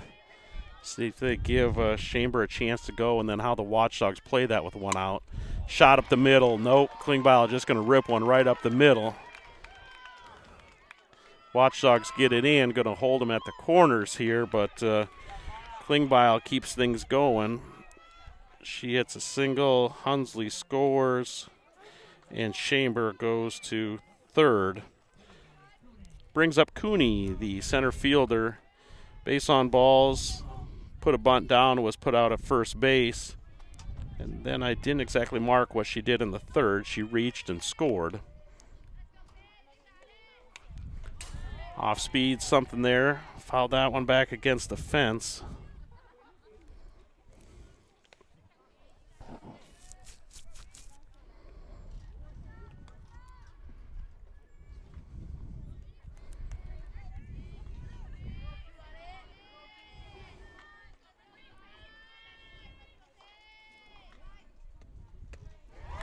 Strike swinging. Klingbeil takes second. So now Chamber at third, Klingbeil at second. Cooney with a count of no balls and 2 strikes. 1 out here in the bottom of the fourth. Madison 12, Beresford 8. Shot back up the middle, going to score 2.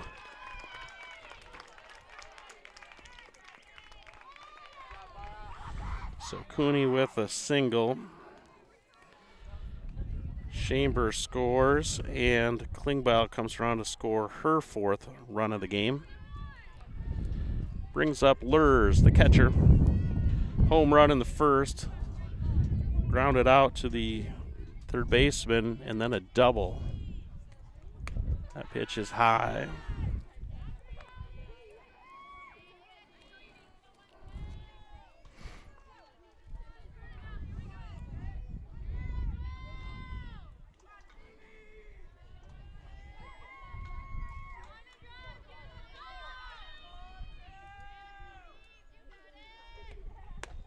Strike called.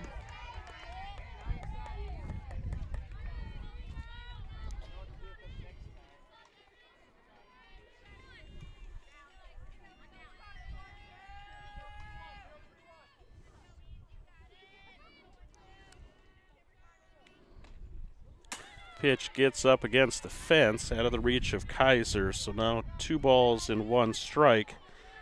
On the wild pitch, Cooney will take second.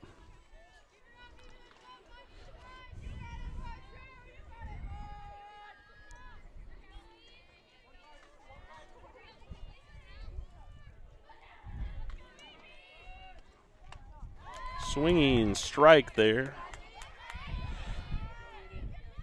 against Lurs, kind of went chasing. 2 balls, 2 strikes now with 1 out. Runner on second here in the bottom of the fourth.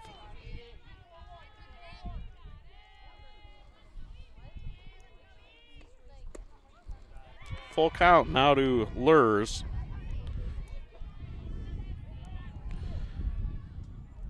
On deck is number 6, Topkin. She's the double machine. Double in the first, double in the second, double in the third. She's waiting on deck here in the fourth.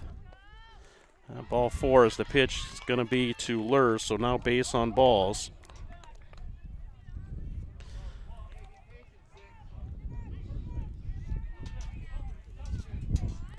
Okay, Topkin again referenced 3 doubles so far. Got a couple sitting out there at first and second. 1 out.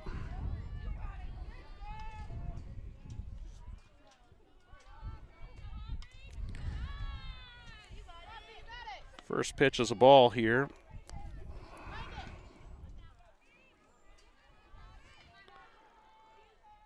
Sun has kind of snuck behind a cloud. Hopefully that peeks out for our last hour and a half here of sunlight. We could use just a little bit of sun power. Shot towards third base. We'll see what they do with it. They do get the lead runner. So lead runner there, Cooney, is caught on the 6-4 putout. Tag was made or out there for the second, so token reaches on the fielder's choice. Brings up Malone, F8, F9, F9, so getting bad on ball, just flying out.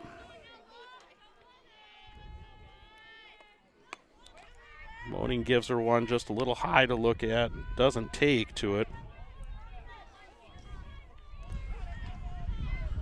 1 ball, no strike. 2 outs here in the bottom of the 4th. Madison 14, Beresford 8. Runners on first and second. That pitch is low and in the dirt. Kaiser bounces it out front. Good block there from Kaiser.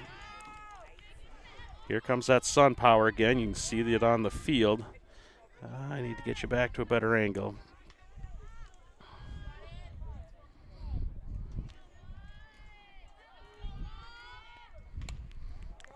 Pitch is fouled off. Count of 2 balls and 1 strike. Pretty good fan base here from both the Watchdogs and the Bulldogs. It's cool but bearable, and people looking to get out and catch a little softball. Shot out in center field. That one's going to get down.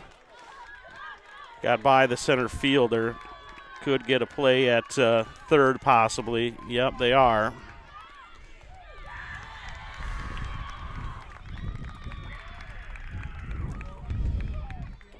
Malone stand-up double, reaches third on the air. Does score Lurs and Tobkin. So now 16-8. Madison leads over Beresford. 2 outs here in the 4th.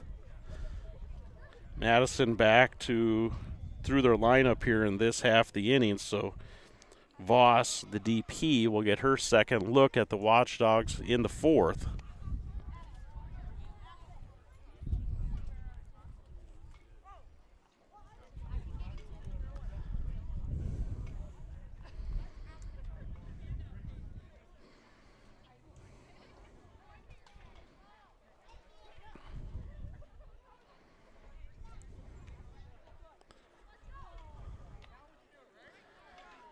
Okay, smiles and laughs for the Watchdogs here as coach tries to amp them up a little bit and get a sense of they can get this done and get out of this half of the inning, limit the damage to 1, 2, 3, 4, 5. They've got 6 here so far.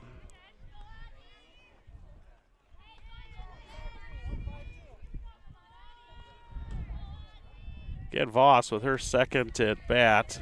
That pitch goes to the backrest, but nothing doing. Voss got this thing started in the bottom of the 4th. Throwing error allowed her to reach first and then come around and score.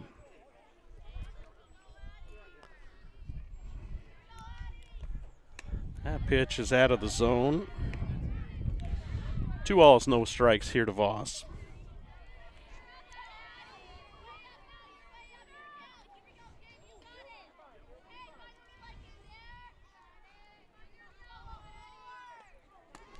Pitch is low, so 3 balls and no strikes now to number 4, Voss.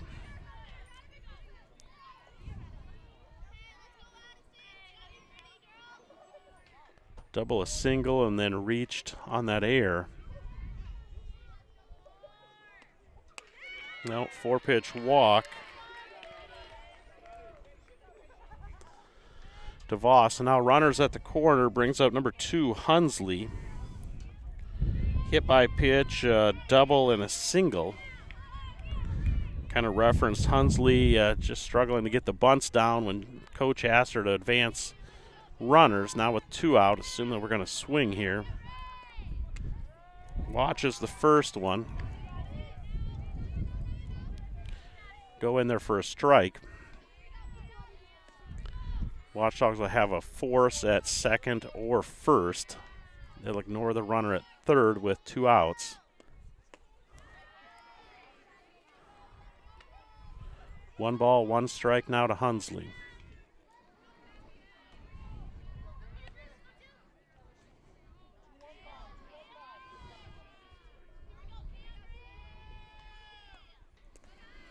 Pitch for Moaning lands right on the plate. 2 balls, 1 strike.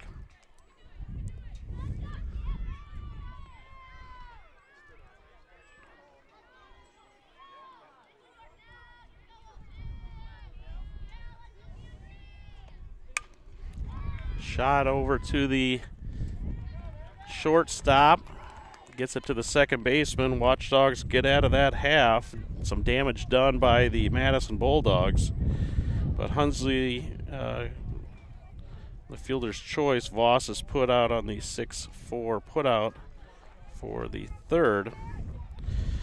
Go to the top of the fifth inning. Watchdogs will bring up Kennedy Merrigan, Harley Koth, and Ivy Kaiser back after this quick break.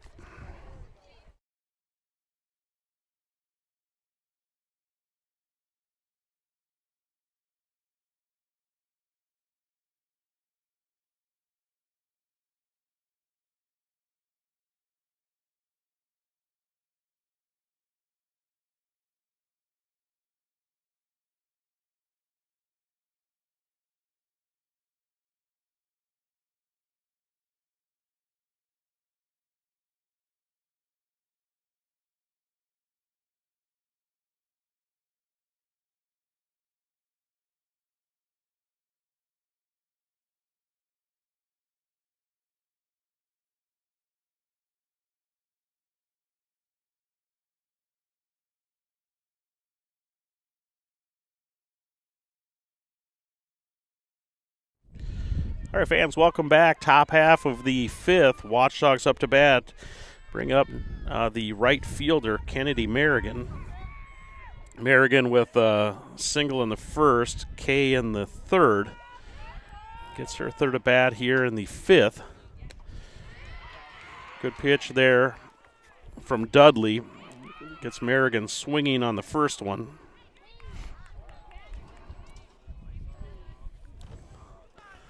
Again, a little bit of sun power. Looks like maybe get a little bit of clear skies. Help us get in here towards sunset.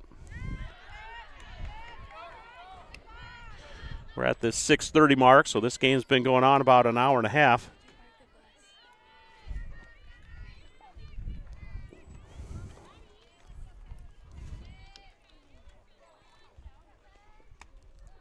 That pitch is a ball. So again, we're about the hour and a half mark here with 4 innings complete, so pace of play is nothing to get too excited about, but put up between the two teams 24 runs in 4 innings. Strike called there to Merrigan, 2 balls, 2 strikes. The game is not going to just whip along with the number of at-bats and runs that we've seen score here today for both squads. After 4 complete, it's Madison 16, Beresford 8. Merrigan gets one chopped on the ground. Third baseman gets a hold of that one and sends it over to first. I believe that might have been one of my first camera actions where we actually got the camera moved in the play on. First out against the Dogs. Brings up number 14, Harley Koth. Harley's last at bat had something went back to the pitcher for a 1-3 putout. Strike swinging here at first pitch.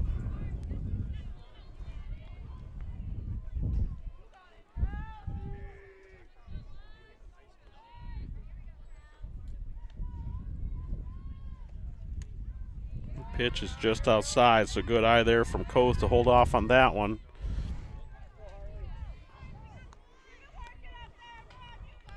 One ball, 1 strike, 1 out here in the top of the fifth. Koth in the box with Kaiser on deck. 2 strikes now to Koth.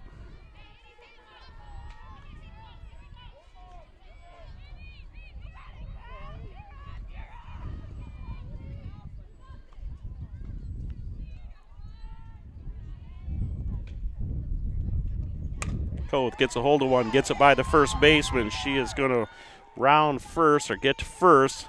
Play does get brought into second, so limits her to a single, but nice shot there from Harley Koth. Getting it in the gap past the first and second baseman. Opportunity to get a little rally or something going here for the Dogs in the top half of the fifth. Up at bat is number 24, Ivy Kaiser, the catcher. Flew out to center field and then had a single in the fourth.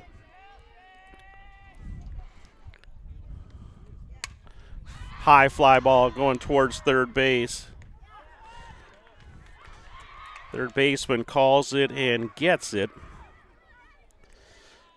Nothing Koth can do there other than tag up, so Kaiser with an F5 for the second. Brings up Ashlyn Olson, the third baseman. Again, top of 5, 2 out. Madison 16, Beresford 8. Ashlyn misses swinging on the first one. Harley Koth on first.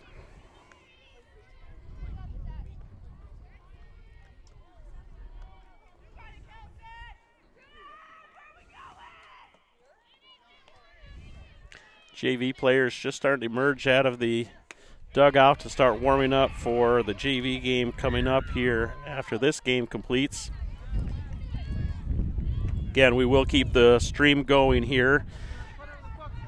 Working off of a portable power Jackery box, which is doing great. Got a lot of juice there. The camera's mounted up on the fence. We're at or near. Umpire behind the plate said she went, and strike 3, so that is a K for the third out. Koth is stranded on first. Going into the bottom half of the 5th, Madison 16, Watchdogs 8, so an 8-point spread. Run rules in softball, high school softball, will be 15 after 3 and 10 run rule after 5. So if Madison picks up 2 here in the bottom half of the 5th, that would end it. I've got King, Chamber, and then back at the top of the lineup to Klingbeil. So I've got coming up here for Madison after this break.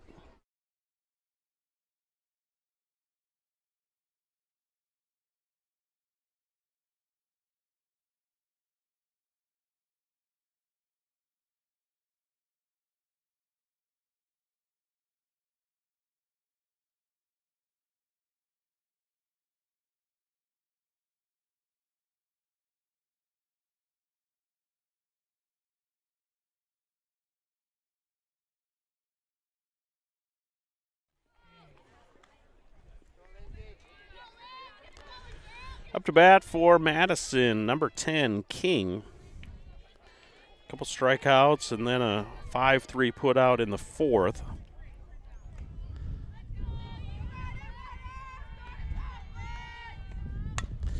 Going to the shortstop. Settles in, delivers over to first. Gets her on the 6-3 put out, so Watchdogs with a quick out here in the bottom of the 5th. Brings up the right fielder, Chamber. Chamber a couple Ks and then hit by pitch.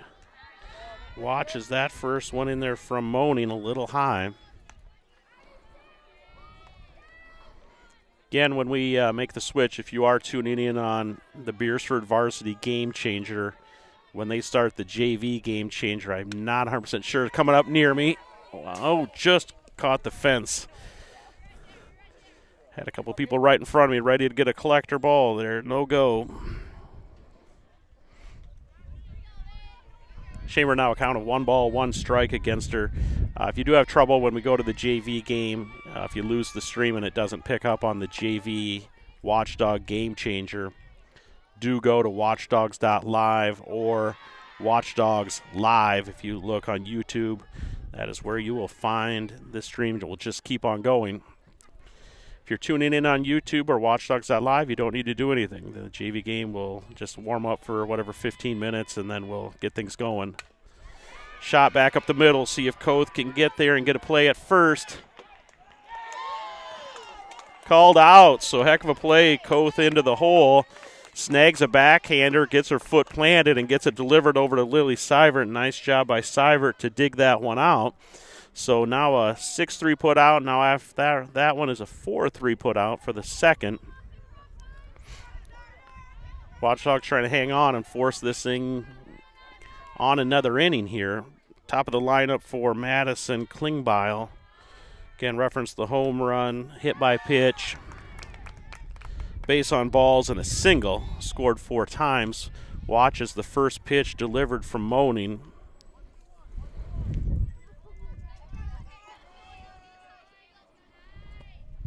Klingbeil fouls that one at play. Over by the Watchdog JV starting pitcher, I believe. So if that's accurate, looks like Kate Dagan is warming up to throw here in the JV game. No balls, 2 strikes here to Klingbeil.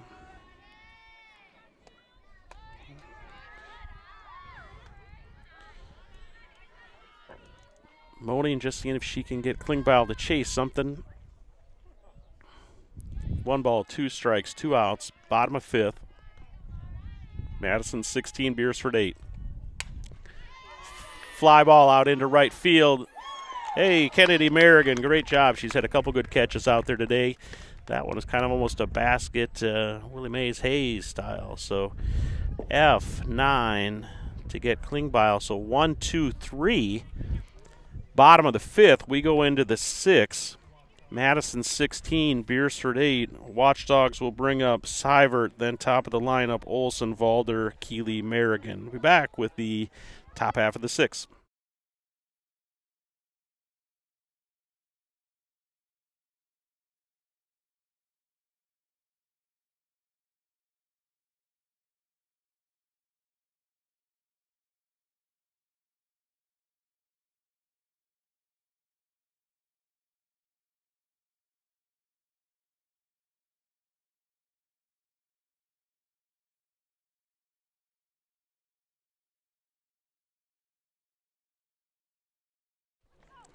Our fans, welcome back. Watchdogs.live, Dogbone Entertainment on the road today. We've been sent on assignment here in Madison, Thue Field number 3. Beresford taking on Madison in Madison. After 5 complete, Beresford 16, Madison 8. Up to bat here in the top half of the 6th for the Watchdogs, number 22, Lily Seivert. Last time at bat in the 4th. Got on with a single and ended up scoring. A little rally going there in the 4th. Watchdogs had a pretty good inning. Seivert with good contact down the first baseline went just a little foul. Now 1 ball, 1 strike.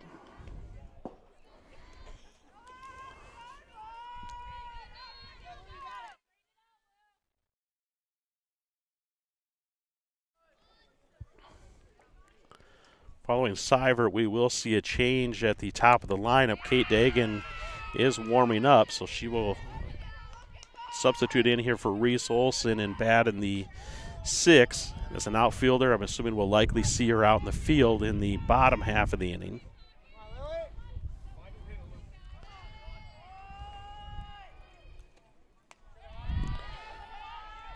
Seivert did have a 1-2 count.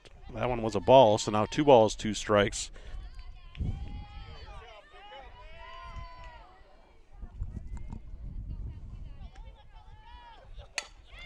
That one's going to get over by second base. In the gap is grabbed by the second baseman, so 4-3 put out for the first. Second baseman over there today for Madison is King. Head coach Matt Storo does come in and do what we assumed he would, and he brings in Kate Dagan to bat here in the 6th inning. Again, I would assume she's going to play center field in the bottom half of the inning.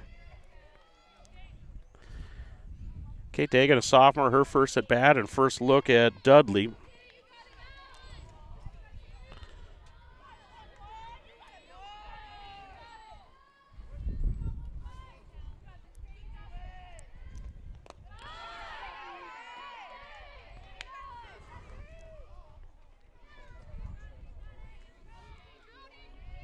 Again, tune in to Watchdog.live, Watchdogs Live on our YouTube channel.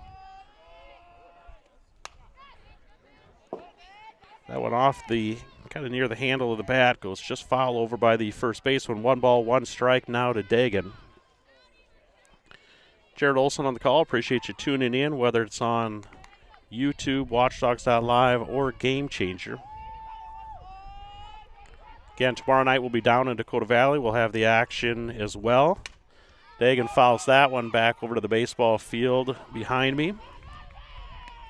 1 ball, 2 strikes now to Dagan.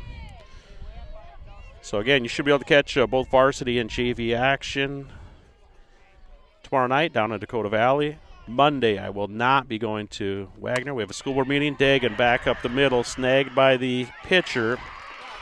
So good play there by Dudley on the 1-3 put out for the second out of the inning. Brings up the junior, number 1, Taven Valder, the left fielder. Valder single in the first, reached in the third. I didn't do a good job of listening how that happened, and then she had a single in the fourth.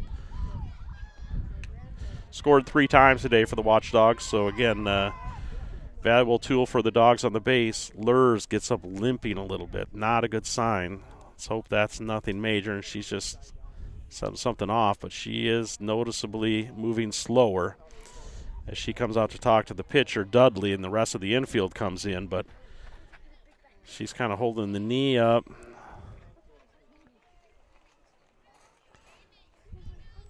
Giving the thumbs up over to the dugout. Kind of tried to trot a little bit coming back in, but she did give coach the thumbs up that she was okay. So count of 1 ball and no strikes to Valder. Lurs. Okay, another 1-3 put out for Madison, and Watchdogs retired him quick in the bottom half of the 5th. Madison does the same here in the top half of the 6th. 1-2-3 inning for Madison. They will bring to the plate in the bottom half of the 6th, Cooney, Lurs, and Tobkin. Watchdogs will make a few substitutions here defensively.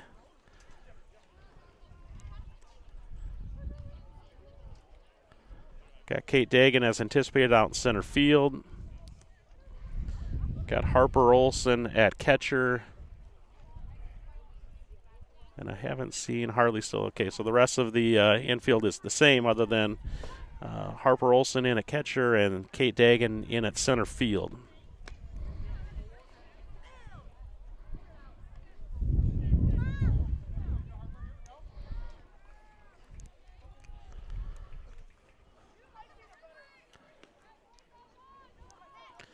Again, sun is starting to set, no clouds.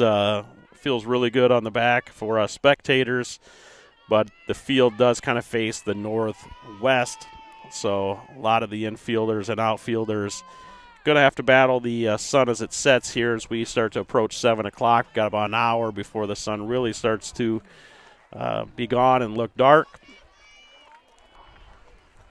Up to bat, number 5, Cooney.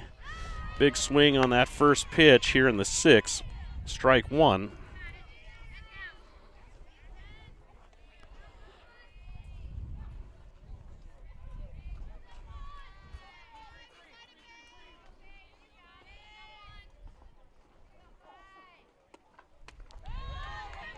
Money, another good pitch, gets Cooney to swing at 2 of them.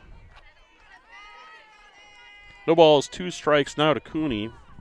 Base on balls in the first, put out in the second.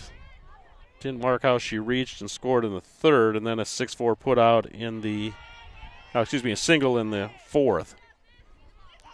Scored a couple times here for the Madison today. 1 ball, 2 strike now to Cooney.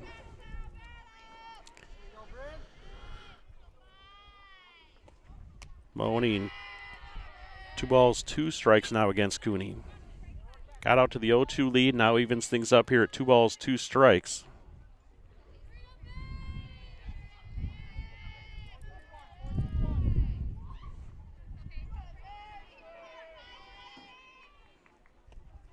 Got her swinging. Good job, Brindley Moaning. Retires Cooney with a strikeout. First out of the inning, so Watchdogs go 1-2-3 in the 5th. Get the first one here retired in the 6th. Brings up Lurs, the catcher. Again, we referenced her just kind of being a little ginger on the leg or ankle, knee, something. But she's back up to bat. Pitch is inside around the dirt. Lurs grabs that back foot and pulls it out of the way. Lurs with a home run in the first, 5-3 put out in the second, double in the third, base on balls in the fourth. She scored 3 times today. Fouled that one back off the catcher or the umpire.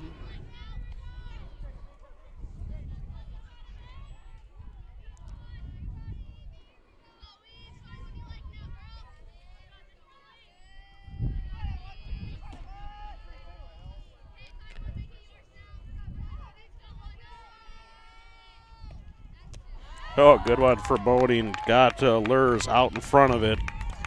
So now 1 ball, 2 strike. Lurs reaches down, grabs a little dirt off the infield here at Thue Field number 3. Settles back in, 1 ball, 2 strikes against her.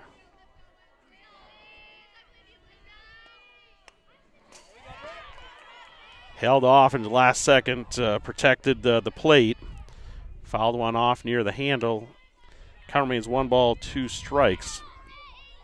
Try to remind myself to give you listeners a little update about first home game coming up here for Beresford next week. It was supposed to be against against Del Rapids last Tuesday. Didn't happen because of the rain.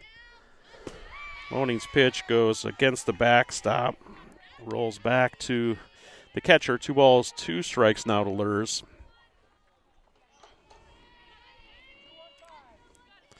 So it was going to be the home opener last Tuesday against Del Rapids. Rain out postponed that game.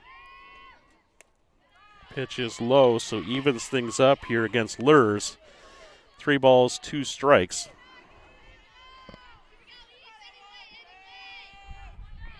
One down here in the bottom of the 6th. Madison 16, Watchdogs 8.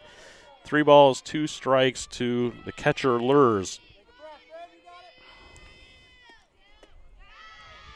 Pitch just a little low. Lurs draws the base on balls. We'll see if they bring out a courtesy for. They do not, so it'll bring up number 6, Topkin. Referenced earlier, she's the double machine. Double in the first, double in the second, double in the third. Reached on a fielder's choice in the 4th. And now back up to bat here in the 6th. That pitch is low.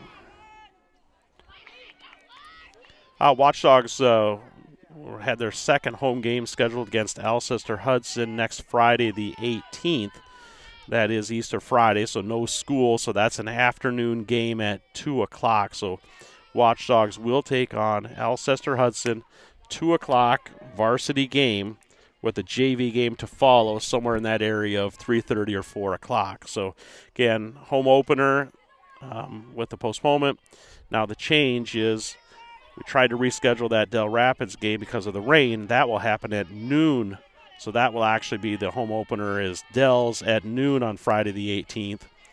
Varsity will play a doubleheader. That one goes foul out of play or against the fence. So Friday the 18th, Watchdogs will host the Del Rapids Couriers, varsity game only at 12 noon. The field will be the first time we play on it since it's remodeled. It will be rededicated as the Jack Lawrence Field.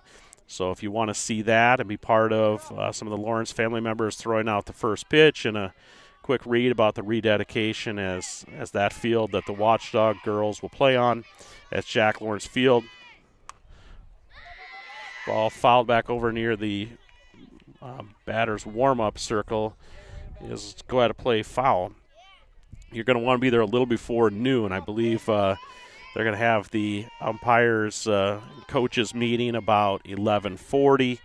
About 11:45 they'll start lineups and anthem, and then they'll do a quick reading and first pitch from the Lawrence family members. Again, as we rededicate that field as Jack Lawrence Field. That pitch is high, so now the count is 2 balls and 2 strikes here to Topkin. Jack would have been a senior and graduated this year, and he's got some classmates, senior girls playing on the squad. But, again, if you want to catch that, we'll try to broadcast it on Watchdogs.live, Dog One Entertainment. High fly ball, center field. Valder back at the fence. That thing is high. Clears that monster fence out in left field. and that is 18. That will be a 10-run rule on the Topkin 2-run bomb over that, let's just say 20-foot left field fence.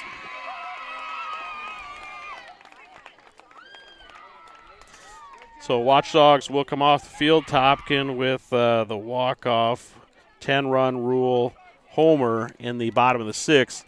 Teams will clap hands, and final here in Madison after 6 innings. Madison 18, Beresford 8. Good battle. Again, Madison just a little too much today for the Dogs. Dogs will rebound and travel to Dakota Valley tomorrow night to face another very good Class A squad that is, in the first couple of years of sanctioned softball, proven themselves to be a worthy opponent. So if you're looking to catch some good softball, head down to Dakota Valley tomorrow. That game will start at 5 o'clock.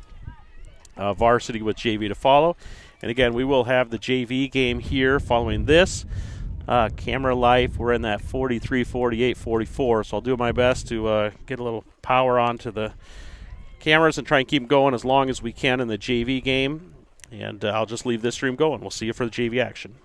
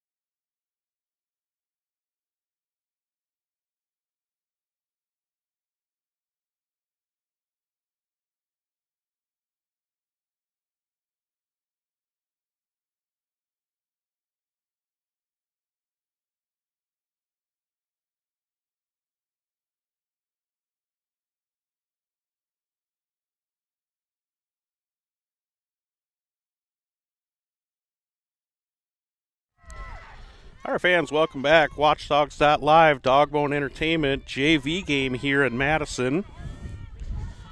First up to bat for the Watchdogs will be number 4, the catcher, Harper Olson. Ball 1. Did not get lineups from either squad, so I'll do my best to work through each one of these.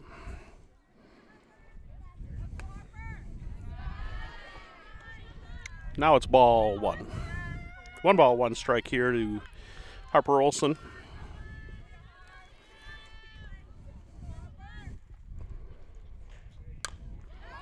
A chopper towards third baseman, rips it and throws it over to first, so retires Olson on the 5-3 putout. Brings up number 15, Kate Dagan.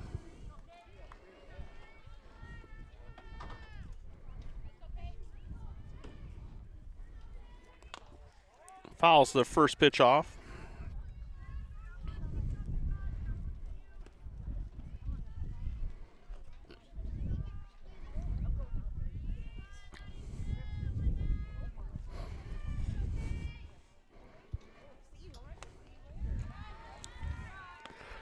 Dagan watches that one high. 1 ball, 1 strike. Saw Kate warming up, so I assume she's going to be the starting pitcher in the JV game here, but again, we'll see when they get out defensively. Dagan with a good shot into the outfield. Got by the outstretched arm of the second baseman, rounds first and comes back to second, so good rip there from Kate Dagan to get the action going here for the JV game.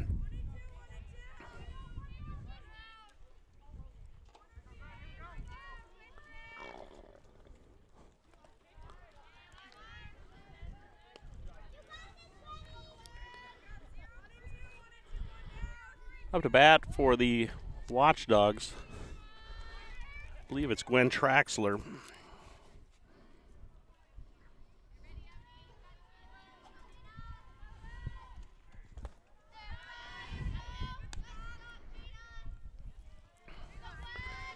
Couple balls here to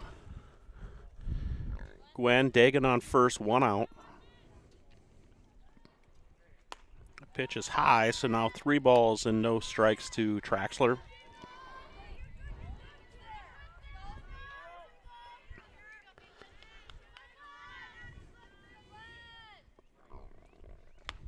Pitch is outside, ball 4, so good eye there. Now base runners at first and second. Brings up Latondras.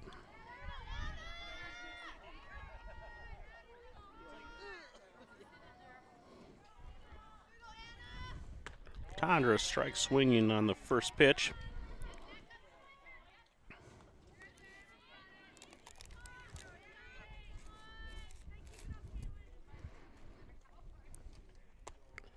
Pitch is just a little low. 1 ball, 1 strike now to Anna Latondras.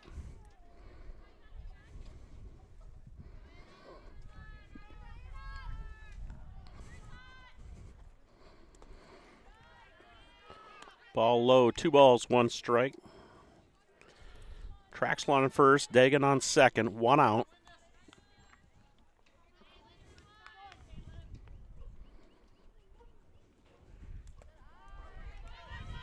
That ball goes in the dirt and gets past the catcher. Allows Traxler to go to second and Dagan to go to third. 3 balls, 1 strike here to Latondras.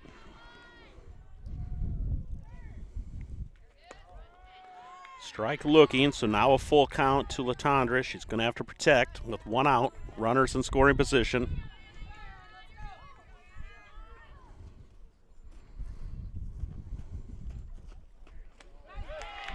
Good pitch there from Madison to retire Latondras for the second out.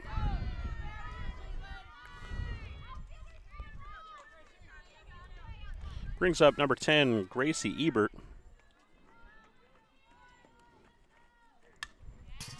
Fouls that one back off the fence. Again, working on the road here for the first time for softball. Portable power system is keeping everything, mixer board, iPad, phone, everything powered. Cameras are portable and mounted up on the fence.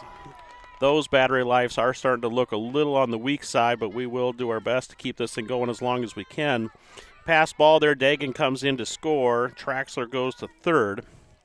Ebert now with a count of 1 ball and 1 strike against her.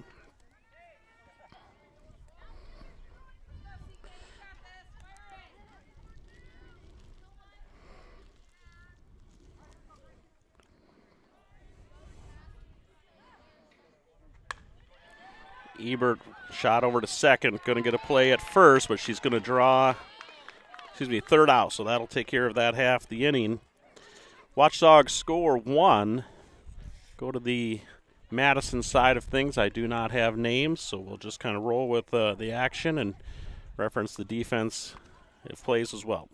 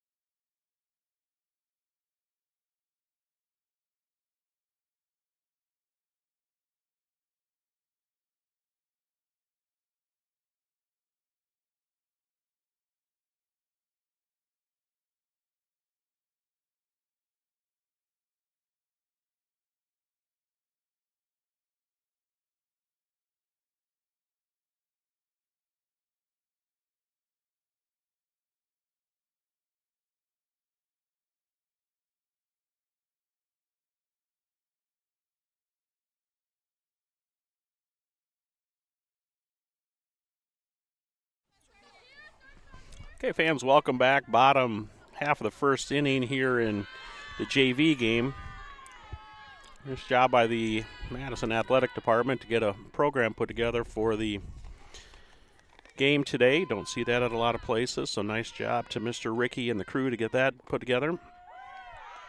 Pitching today for the Watchdogs is number 13, Kennedy Merrigan. Saw Kate Dagan warming up, but that was just warming up to warm up. Maybe she's looking to do some relief action later, but she is out in center field. Pitch is low.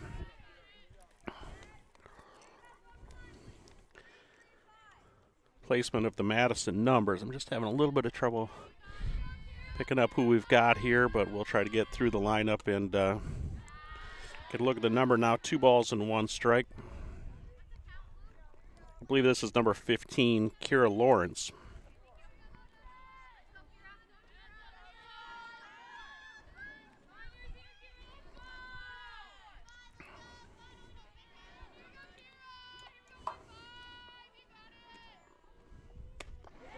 Swinging strike, so good delivery there from Kennedy Merrigan.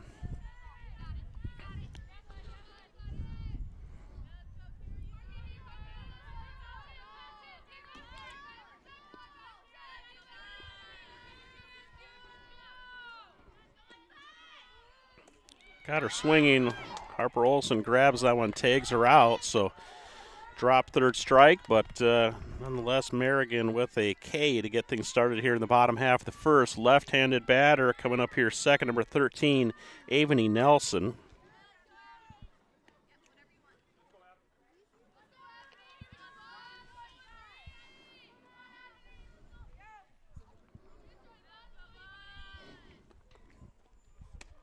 Strike one, pitch called there.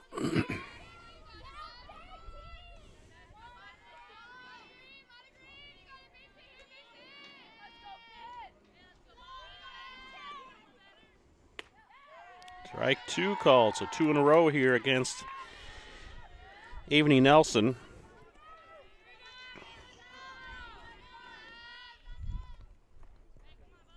Berrigan now with a no ball, 2-strike advantage. Off speed, kind of dropped at the plate, couldn't get her to bite on that one, so now 1 ball, 2 strikes.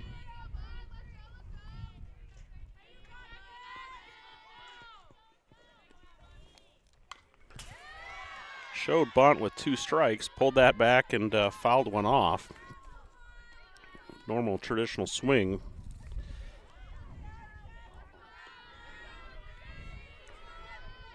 One down here, bottom of first. 1 ball, 2 strikes to Nelson.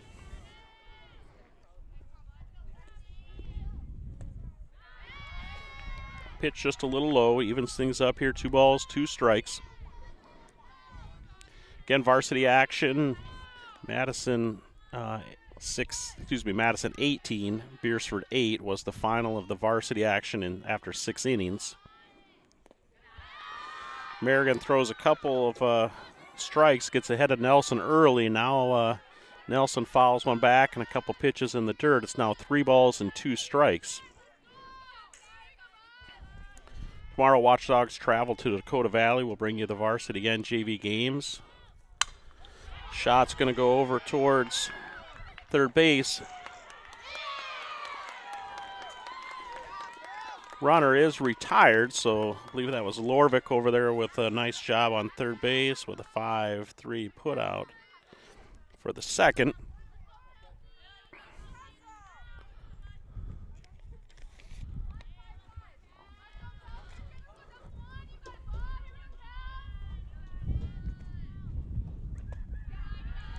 First pitch is in the dirt, it's ball. Between the umpire and my positioning, just not going to get you easy number this first time through.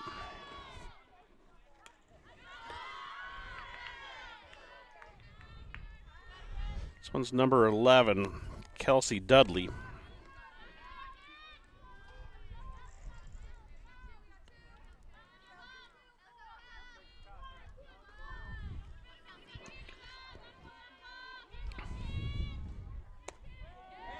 Strike called. 2 balls, 1 strike, the count noted by the umpire. 2 outs, nobody on. Pitch just a little low, so now it's 3 balls, 1 strike to Dudley.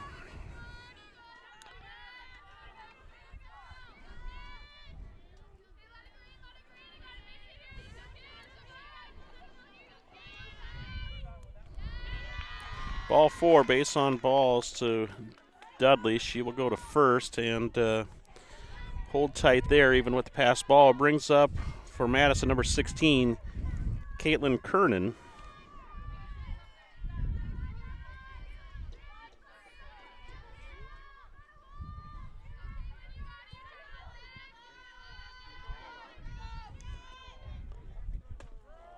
Strike called.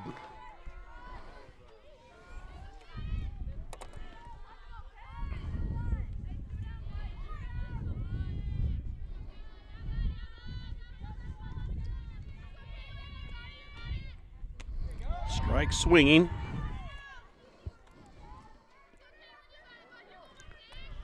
No balls, 2 strikes, 2 outs here.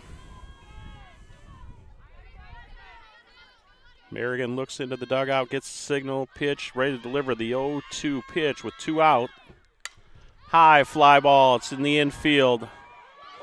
Second baseman is under it. I believe that's Traxler, so nice job getting back underneath of that one and getting out of the inning. So F4, Merrigan gets out of that one. Watchdogs will be back for the top half of the second. Watchdogs lead 1-0 after 1 complete.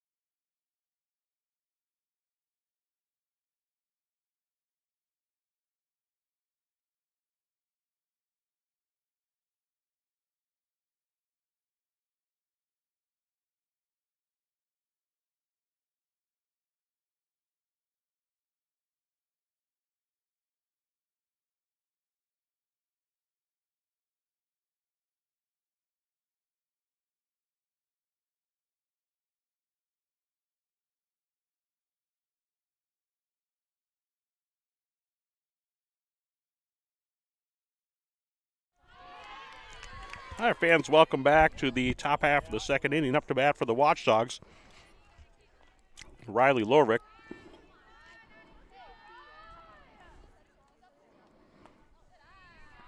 One ball, one strike, now the count to Lorvik.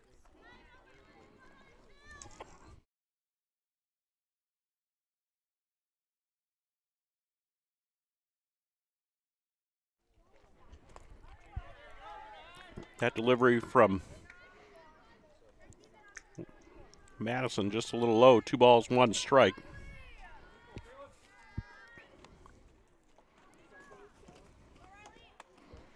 That one is high.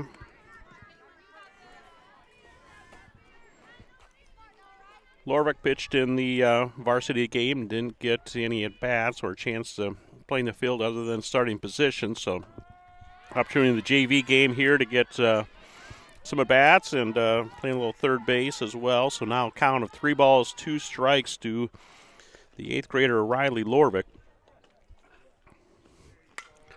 Gets a hold of that one, sends it foul, going to go over to the baseball field. We'll send Superintendent of Schools Dustin Dagan after that one. As slow as he moves, somebody's going to beat him over there. 3 balls, 2 strikes here to Lorvik. That one's just low, so Lorvik will take the base on balls to get things going here in the second inning.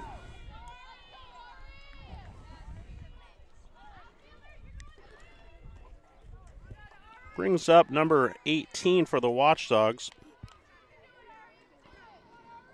Ari Davis. Strike one looking.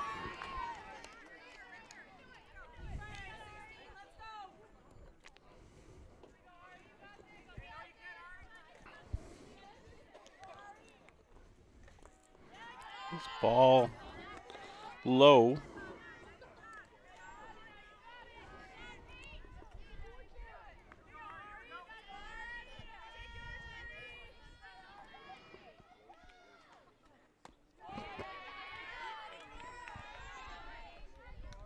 Swinging strike, 1 ball, 2 strikes here to Davis.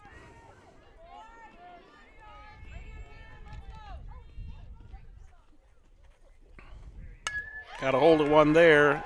Going to get a play at first. Davis reaches on the infield single. Dugout goes wild. Watchdogs got a little something going here. Lorvik moves to second. Brings up Bidney for the Watchdogs. Pretty sure I saw her out in right field.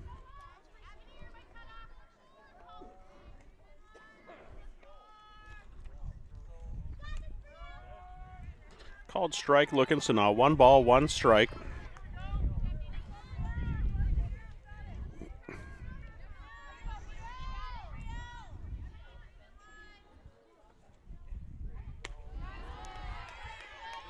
Strike swinging, 1 ball, 2 strikes now to Bidney. You got that one at the baseball field. Good work.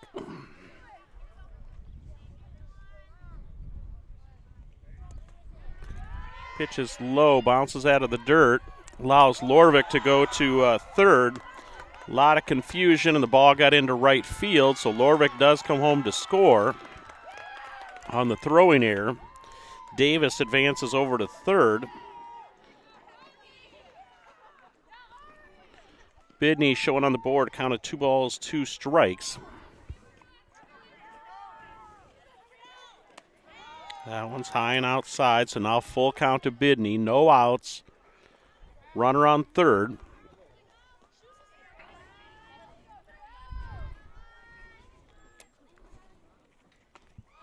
Strike 3 swinging, so first out of the inning here for the Watchdogs.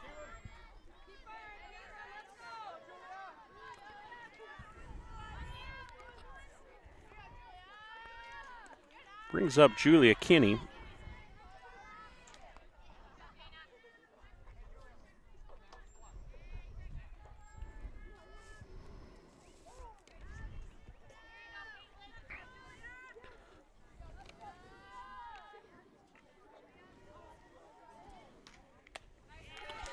Helps the pitcher out there with a high one. Evens things up, 1 ball, 1 strike.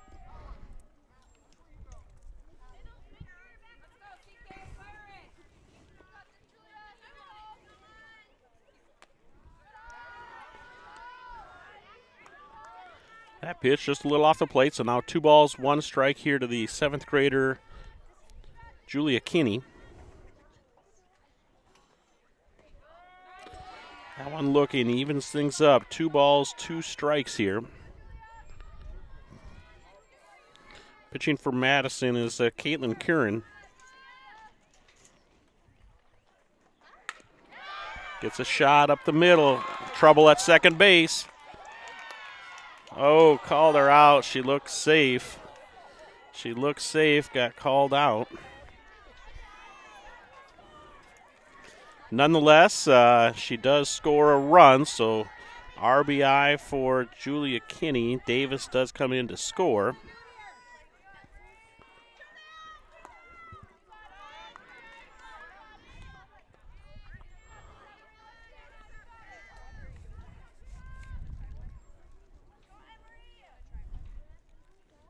Brings up Emery Christensen.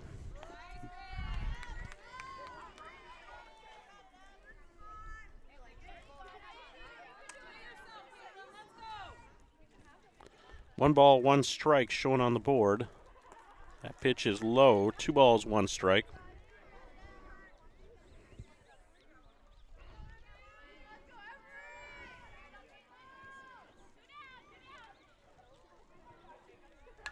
Fouls that one back against the fence. 2 balls and 2 strikes now is the count.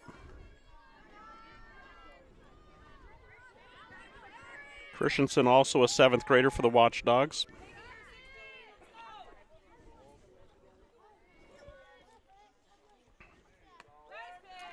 Strike 3 called, so Madison gets out of that half the inning, but not before they give up a couple runs. So after 1.5 complete, Beresford 3, Madison 0. Be right back after this break.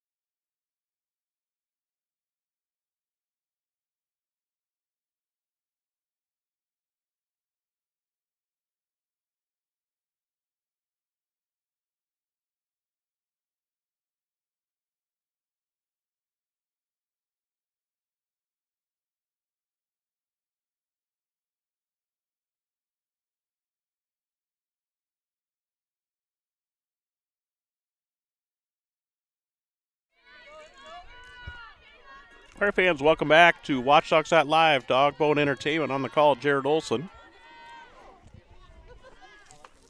We're into the JV game here. Up to bat for Madison is number 7, Jana Peterson.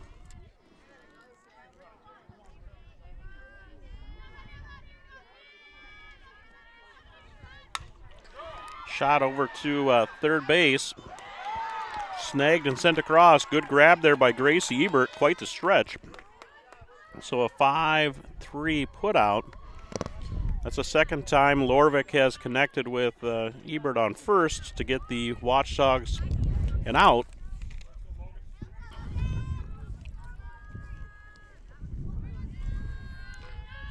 Brings up, heard a fan say Logan, so I'm thinking it's Logan Prostralo. See if she turns. It is number 2, so number 2, Logan Prostralo.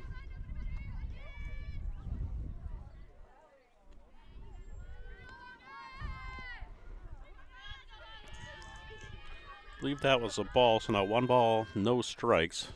Merrigan delivers, gets the shot over to second base, just goes off the glove and gets into the outfield, so Prostralo will reach. Brings up 0-0. Olivia Malone, I believe.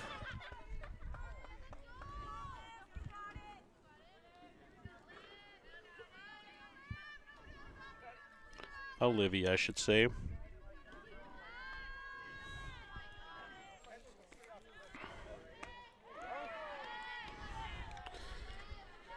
Merrigan gets her to swing at the first one.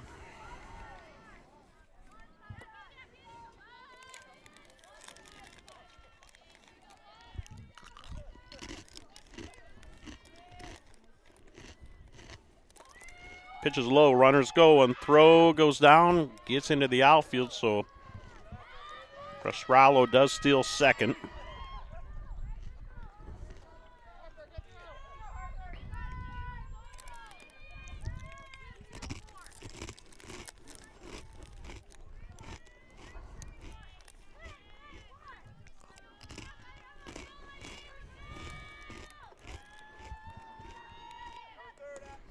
Pitch is low, going to third. Ball does get into the outfield. So on the errant throw, runner does, Prestrallo does take third and then come home.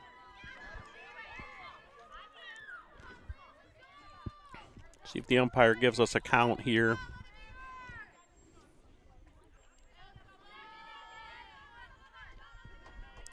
Not up on the board, and I didn't keep up early on. Strike swinging.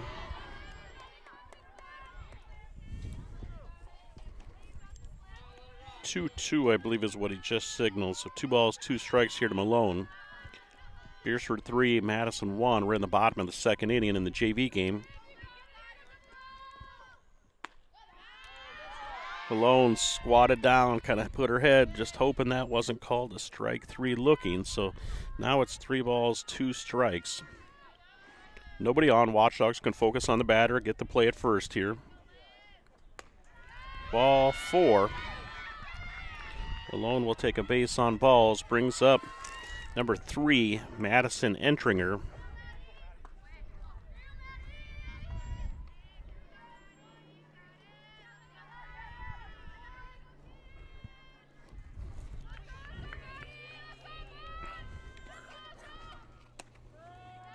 Strike 1 called here to Entringer. 1 out here in the bottom half of the second inning.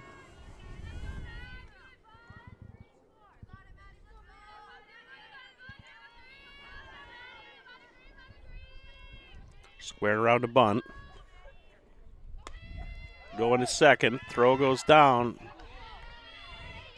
Just not quite there to get the catch and apply the tag. So Malone will take second. No balls, 2 strikes to count to the batter, so runner in scoring position, but 0-2 count here to Entringer.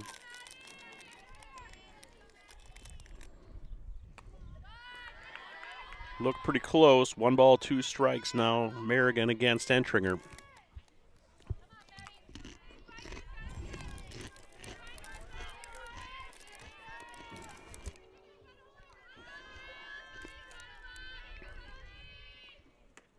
Pitch is low. Everything's up here. 2 balls, 2 strikes.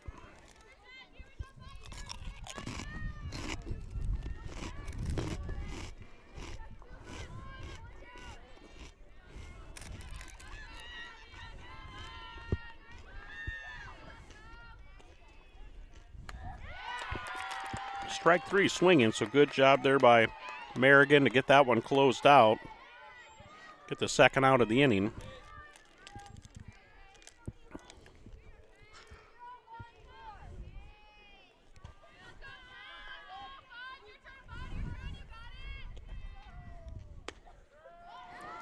Strike is the call. Heard him say, somebody say number 5. I believe it's Caitlin Malone.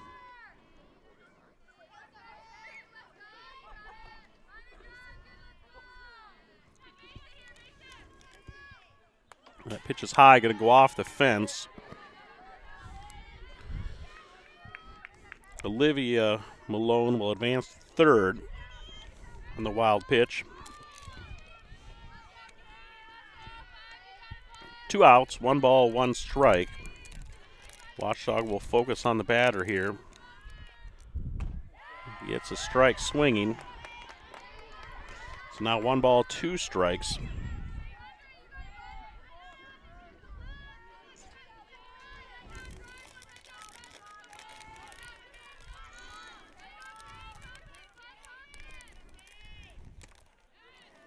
Just a little low.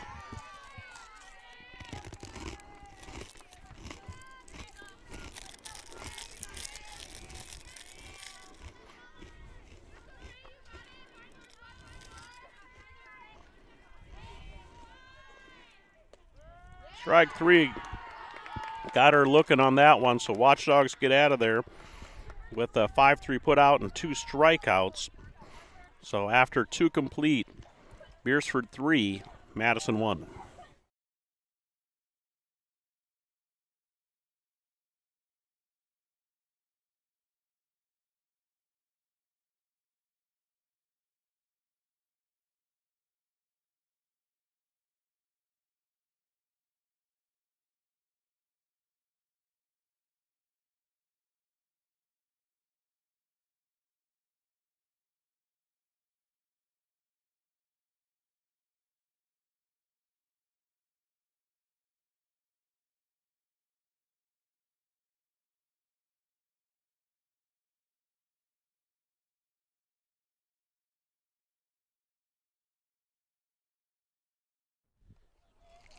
All right, fans, welcome back to Watchdogs.live Dog Bone Entertainment.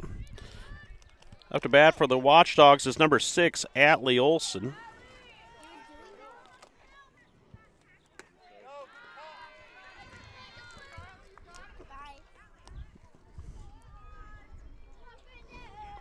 Into the third here. Again, pretty common JV games. Everybody gets to bat through. So no limit of 9 or 10 batters in the lineup. Free and open substitutions. So if you sub somebody out and back in, they're not done after their second removal. So 2 balls, 2 strikes shown on the board here for Atlee Olson in the third inning.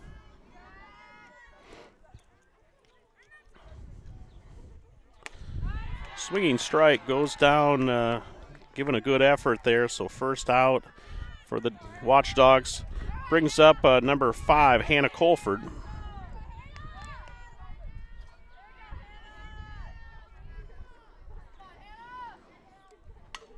Fouls it back over my head. Going to catch against the fence, so no balls, 1 strike to count to Colford.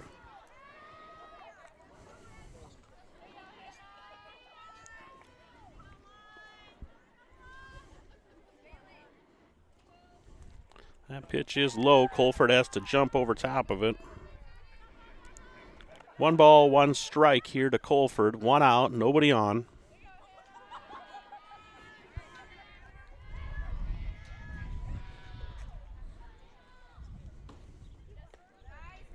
Pitch just inside, so now 2 balls and 1 strike to Colford. Get pitching for Madison is Caitlin Kieran.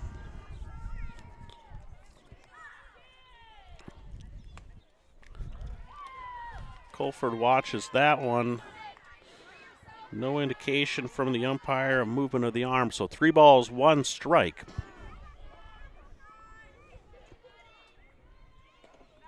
It's inside, going to take a base on balls. Get something going here for the Watchdogs as they come back to the top of the lineup. Bring up the catcher, number 4, Harper Olson.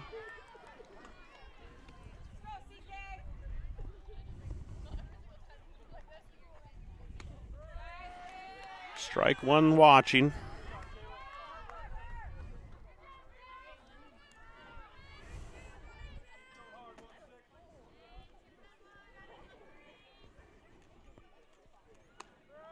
Strike 2 looking. No balls, 2 strikes here to Harper Olson. Grounded out to the third baseman, her first time at bat. That one is low, going to get away from the catcher, will allow Colford to take second.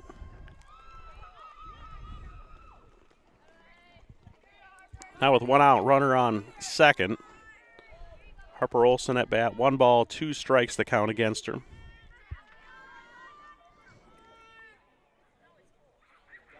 Swinging, strike 3. That's a second out of the half inning for the Dogs. Brings up number 15, Kate Dagan, the center fielder.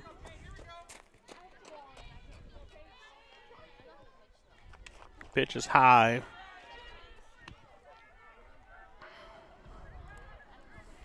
Wind is let up here. The flag is hanging almost still, so as breezy as it was early, wind isn't as much a factor or painful. Colford does take third, so nice job running the bases there from Hannah Colford. Saw the ball kind of bounce and get away from the catcher just a little bit. 2 balls, no strikes now to Dagan. Colford on third with 2 out. Okay, Dagan looks at one, nods her head right away, acknowledging that she was going to watch that one come across. Settles in now, 2 balls, 1 strike, 2 outs, runner on third. Watches another one here, 2 balls, 2 strikes now. Kieran doing a nice job picking up strikes here with the Watchdogs looking. That one's low, dead ball, dead ball. Caught her foot, so Colford will have to go back to third. Dagan can go to first and hold there. So now with runners at first and third, brings up Gwen Traxler.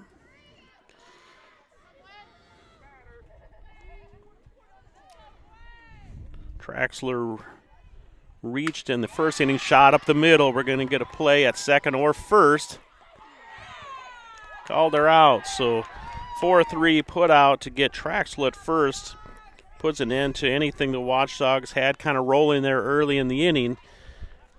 Couple of strikeouts and then a 4-3 put out. So after 2.5 complete, Beresford 3, Madison 1 in the JV game.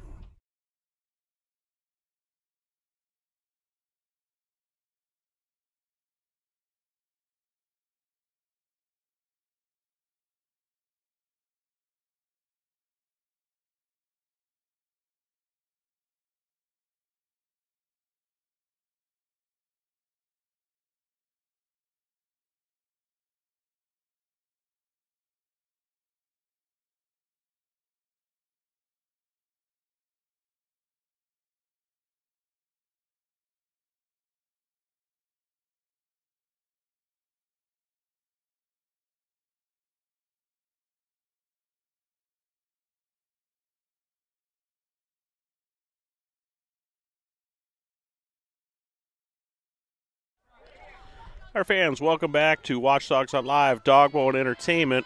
This is Jared Olson bringing the action, the JV game here. Traveling on the road for our first broadcast of the softball season. A couple portable cameras, battery pack setup, and we'll go as long as the batteries will allow us here on the setup. Kennedy Merrigan still pitching for the Watchdogs. I did hear something about warming up. So I believe we'll be looking to bring somebody else out here possibly to throw a few pitches in this half of the inning. We'll see.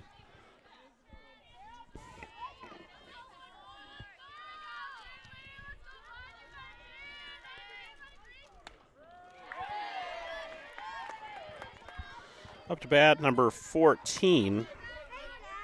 Didn't quite get to her early. Kinley Felderman.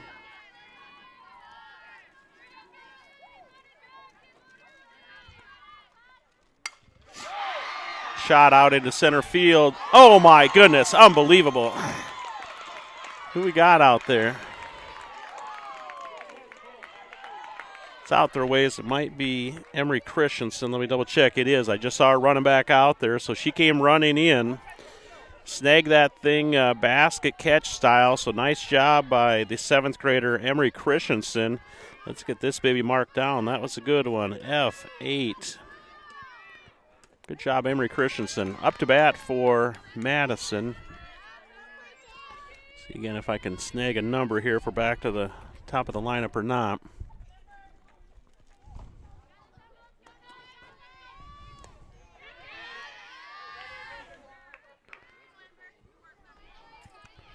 That is number 18, so we are not. Number 18, Ember Nye.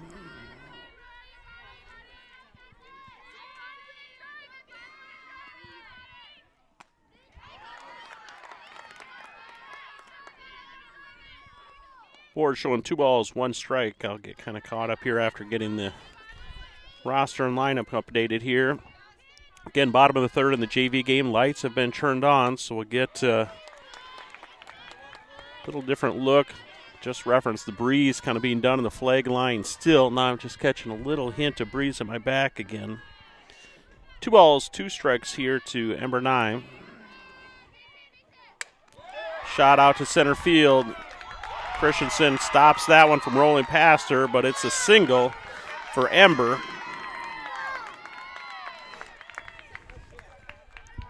And now Madison brings the top of their lineup again. So number 15, Kira Lawrence.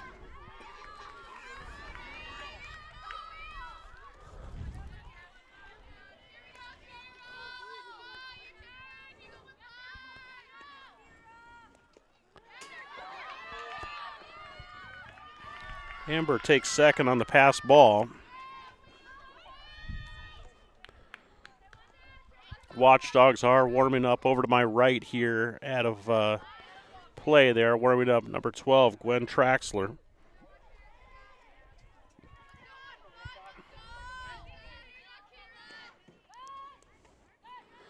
Runners going to third. Ball gets into the outfield. Air on the throw allows the runner to come in, so Ember Nye comes around to score. Count on Lawrence is 2 balls and no strikes, I think possibly, at least what it's showing on the board here in the third. Beresford 3, Madison 2.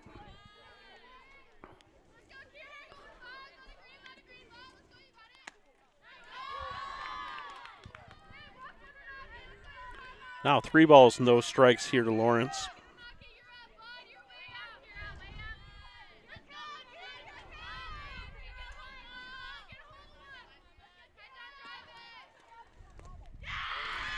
Pitched a little low, base on balls to Lawrence.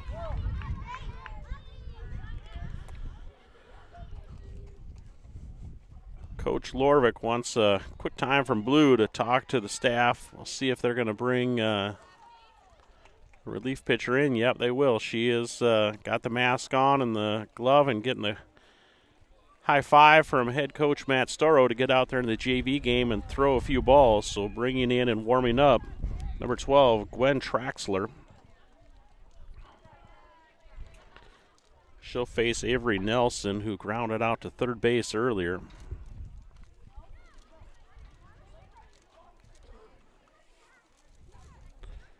She'll inherit here a runner at first base, 1 out.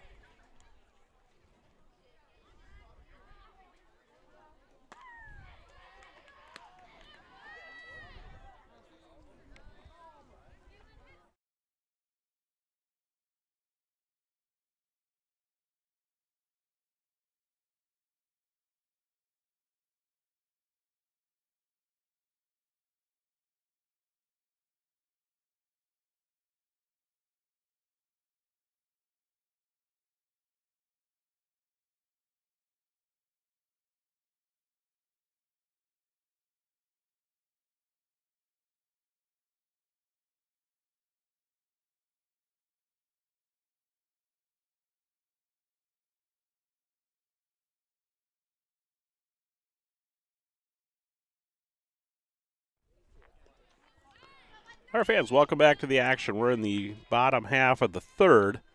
1 out with a runner on first. Relief pitcher Gwen Traxler comes up. Umpire holds his hand up, waits for the coach to clear before he puts the ball in play. Traxler's first pitch is a ball to Aveny Nelson. Good block there by the catcher. Keeps the runner at first.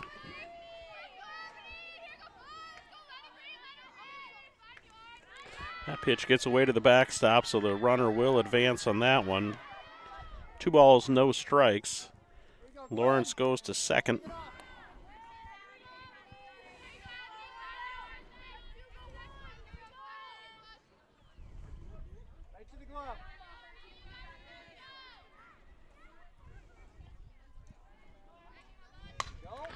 High fly ball out into right field. Can't get underneath of it, so the runners will keep advancing here. First one will score. They're going to send the runner home. Not really a play, so inside the Parker there for number 13, Avni Nelson. High fly ball into the outfield. Couldn't get underneath of it and got to the fence. She was able to round the bases faster than the Watchdogs could get it relayed in. So there's a 3-run inning for Madison, and it's now Madison 4, Watchdogs 3. Brings up Kelsey Dudley.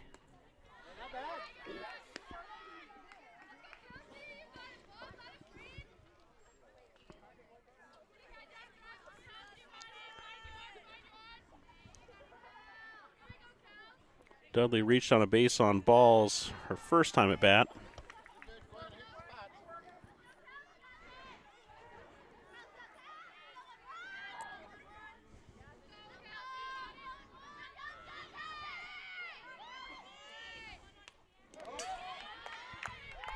Gets Dudley to foul one back off to the fence. 2 balls, 1 strike.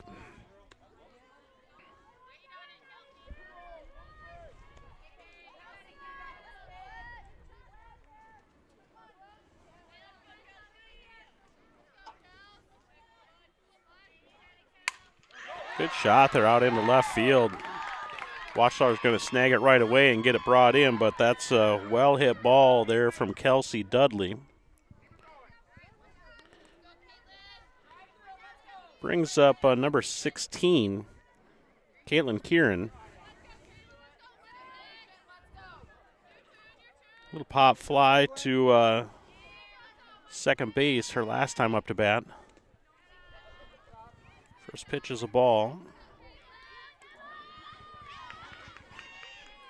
Not sure if they put any time limit in place here for the JV game or exactly what items they put in place. If it's just going to be a 5-inning game or 60, 75, 90 minutes. But again, we'll kind of keep broadcasting as long as we got power on the cameras. I'm starting to see we're getting a red light on some camera battery.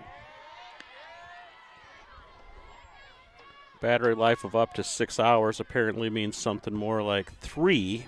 But again, glad to have some new camera options and ability to go on the road and bring the action to you here when we travel on the road as well.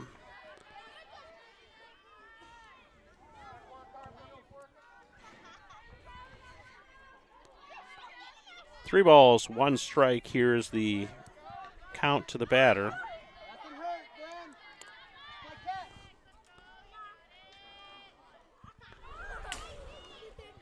Ball 4, base on balls there to Kieran. Dudley will take second. Brings up Jana Peterson. Jana with a ground out to third base her last at bat.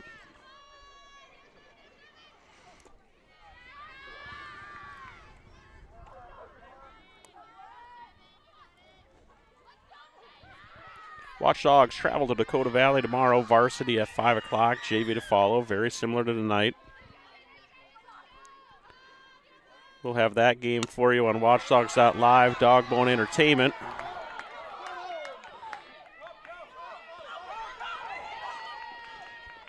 Runner was sent home on that ball, and then the runner advanced to third. So Dudley will be the one that came in on that one. Kieran advances to third. Peterson is now on first. Brings up Prostralo. Foul ball, runner's going to have to go back to first.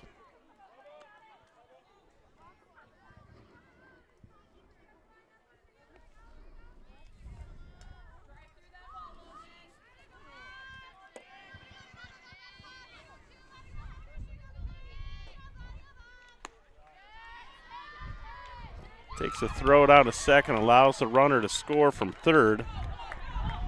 They're going to go in. Just Watchdogs struggle to control the ball there after that. So Peterson rounds second, goes to third, and goes home. Kieran scores. Prostralo still up to bat here. Watchdogs are going to bring the infield in and kind of talk it up quick here.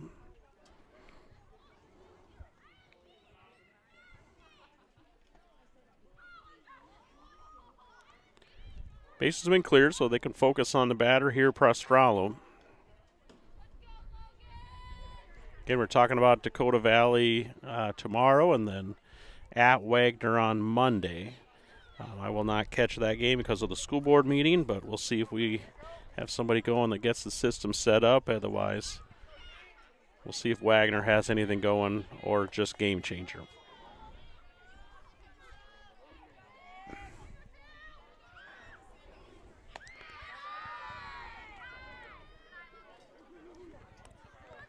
Two balls, one strike is the count signaled from the umpire for Logan Prostralo.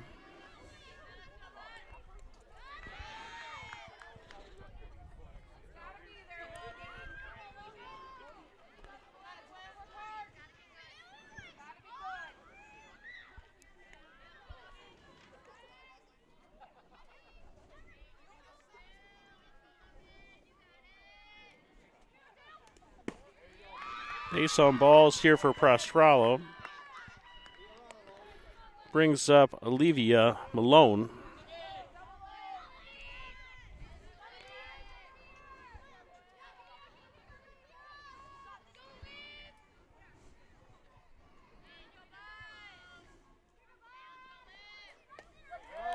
Gets her swinging, gonna get a steal. Oh, slid in there underneath. It looked like the throw and tag was maybe there. Good throw, nice grab by the fielder. Just slid underneath of it.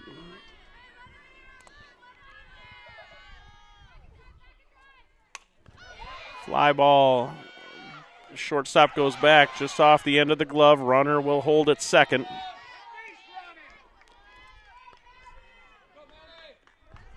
Brings up number 3.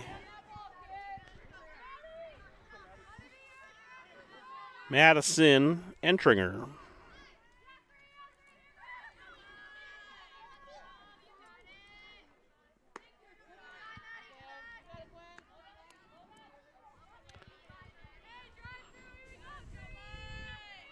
Watchdogs will be at home on April 18th. That's a Friday. It's Good Friday, so no school. So they'll play that postponed game against Del Rapids Couriers, varsity only, at noon.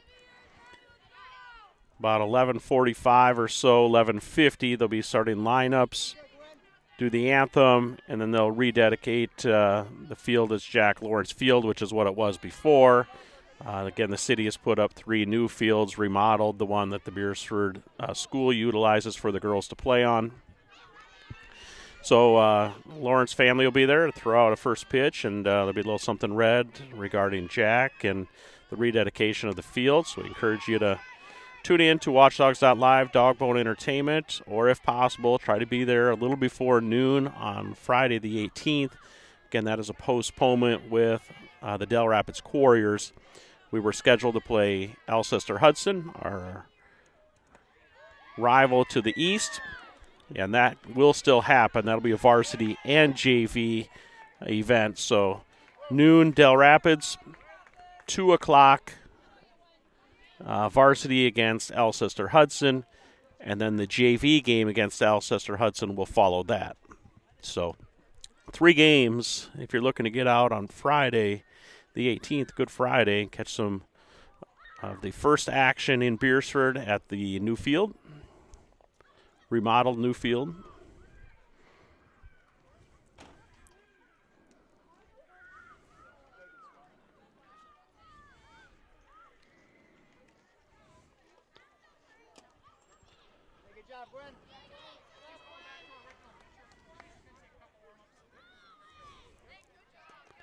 Katie Mayer going to check back into the pitcher role here.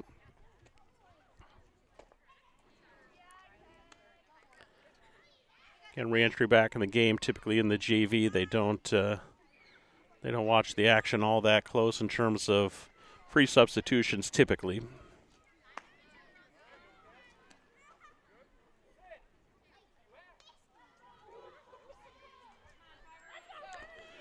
All right, showing on the board here, 1, 2, 3, 4, 5, 6, might be 7. Board shows Madison 6, Beresford 3. I believe in my book I've got 7-3. Candy Merrigan back in to pitch for the Watchdogs. She's going to face, might be Malone here possibly. I'll get a good look, and I believe it's Caitlin Malone. 1 ball, 1 strike here to Malone.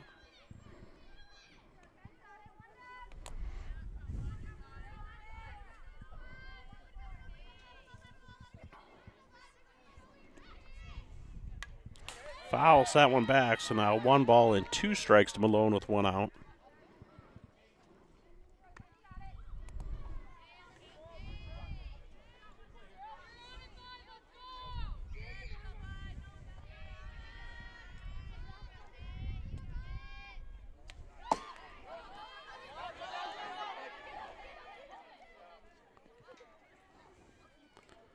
That one gets to the backstop. Runner on second, tried to go to third. Runner on third, didn't have any part of going home, so had 2 of them almost at third base.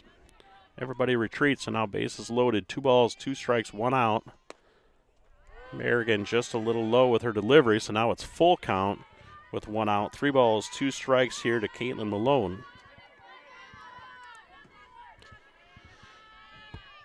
Nearing 8:15, 8 o'clock sunset. It is a ball 4, base on balls, so bases loaded. Runner will come in and score.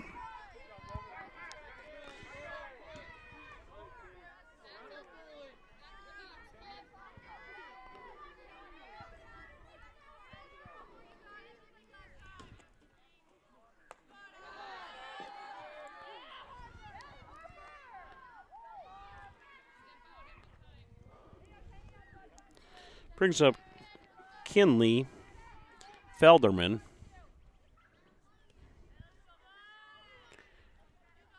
She got this third inning start of a little fly ball out to center field. This one's going to go out there as well and not be caught. So single will score 1 run.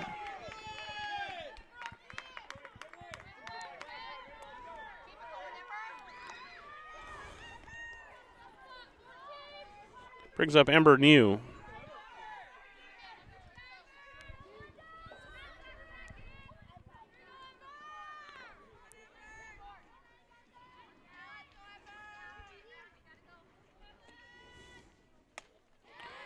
Merrigan gets her to swing at the first one. Watchdogs just looking to get out of the bottom half of this third inning.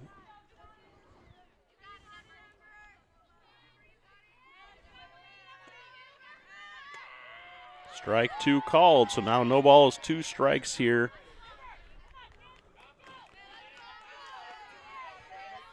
Merrigan looks determined to get this one. Looks over at the coach, looks in to the catcher, delivers an 0-2 count. Ball going to go off the backboard. Runner is coming. Harper Olsen grabbed it and dove out on her own, so nice job by Harper to catch the ball coming off at the backstop.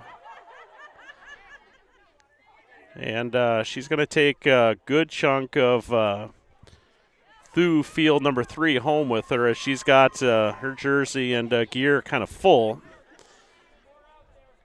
Got a mouthful of gunk, so Sydney Nelson brings out a little bottle of water and helps her freshen up her mouth. But Watchdogs get a much-needed second out as the runner was trying to steal home, and Harper grabbed it off the pad and dove out and got her coming into home plate. So now a count of 1 ball, 2 strikes showing on the board here for Merrigan. It's a shot over to third. Lorvik grabs it and rips it across the field. I hope that showed up on the edge of the camera. So nice job by Lorvik. It was going foul. She came up and grabbed it. So the Watchdogs have had a few 5-3 putouts that have been really nice at the hand of Riley Lorvik over on third base.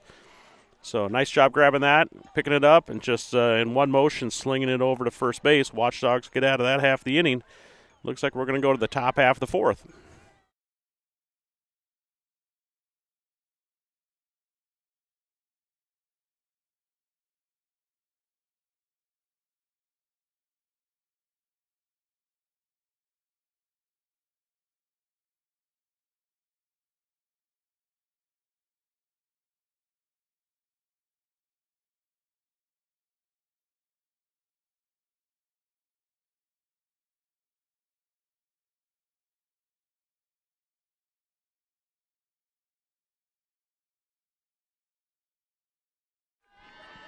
Our fans, welcome back to the action, top half of the fourth. Anna Latondras up to bat. Swinging strike one.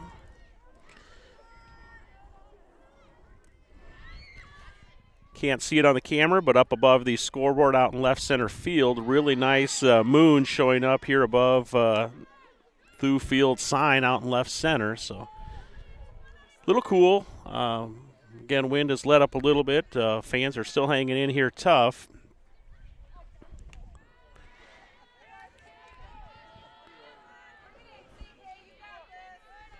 Two balls, one strike is the count to Anna Latondras. Strike two called, so now 2 balls, 2 strikes to Latondras.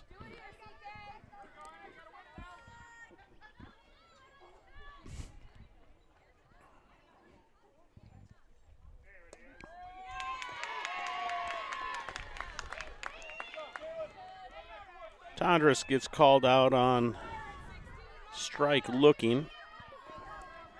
Brings up number 10, Gracie Ebert.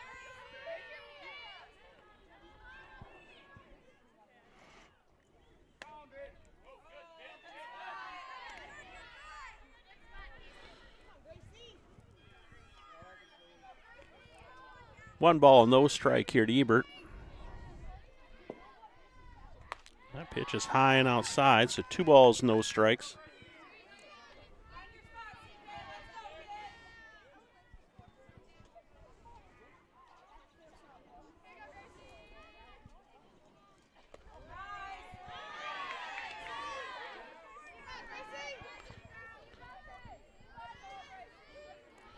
Called strike, 2 balls, 1 strike now.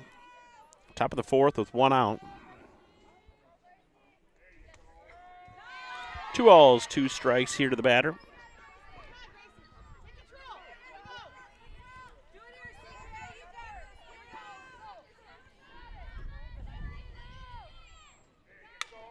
Gets a hold of it, just went foul. I know it's just out of the screen of view, but got a hold of it, came around on it, got a good bat on it, just went foul. Past third base. Count remains 2 balls, 2 strikes. 1 out here in the top of the fourth. Got hold of that one, flew it right back to the pitcher, so nice job there by the pitcher, number 16, Caitlin Kieran. Ebert lines out to the pitcher for the second out of the inning. Brings up the third baseman, Riley Lorvik. Referenced Lorvik just a moment ago. She's going to send one back to the pitcher. 1-3 put out, so Madison making really quick work of the Dogs in the top of the fourth here. We'll see what they're doing here. Looks like they've got masks on and grabbing gloves, so going to the bottom of the fourth. Must be either a 5-inning game or time limit.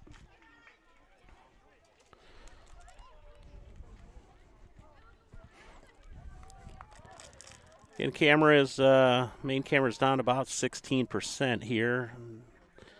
Third base is 20% and first base is 23%. So we'll again keep this main camera going as long as it will give us. Right now you're showing about 16% battery life. So if you lose any images here, I'll try to get you what I can from a side camera. It's not your computer or your TV. It's a loss of battery life, but this is a good test for it to know what we can get out of a fully charged portable camera, and we're approaching 3.5 hours of use here. So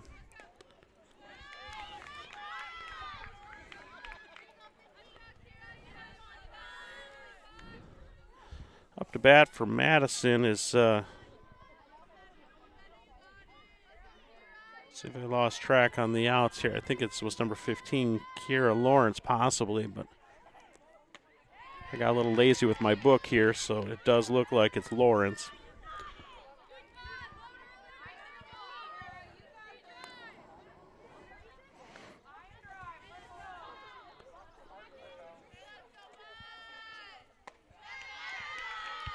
Though it's high, I believe it's 2 balls, 1 strike.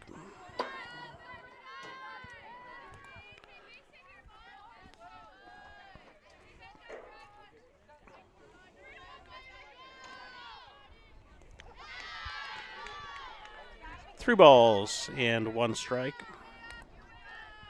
Again, listening to or tuning in to Watchdogs.live, Dogbone Entertainment, Watchdogs Live on YouTube. Little experimentation. Good off-speed pitch there by Kennedy Merrigan.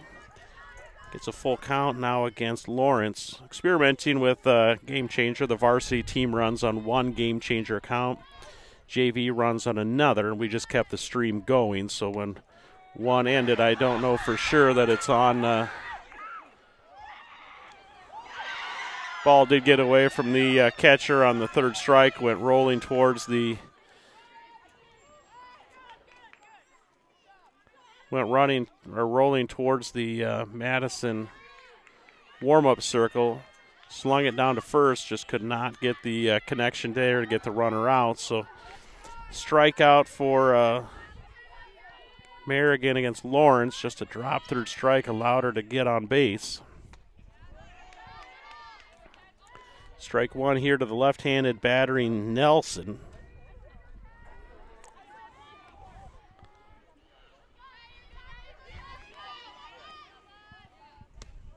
Strike 2, so Merrigan with the zip and a couple in there early here against Nelson.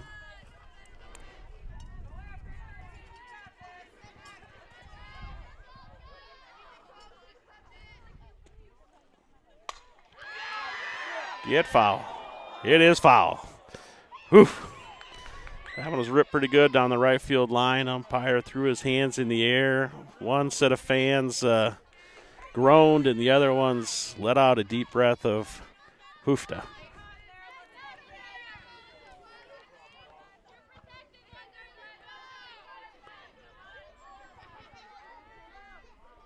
Aveny Nelson up to bat.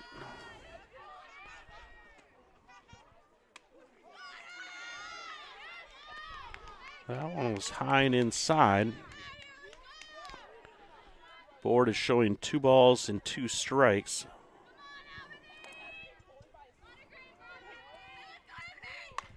Fouls that one back out of play over by the Madison fans. Does a little plinko coming down out of one of the trees over by the home dugout.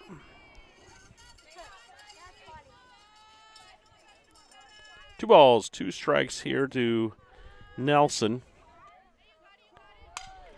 Rips that one. That's got to go foul. Yep, it does. So she's getting around on Merrigan just a little too far.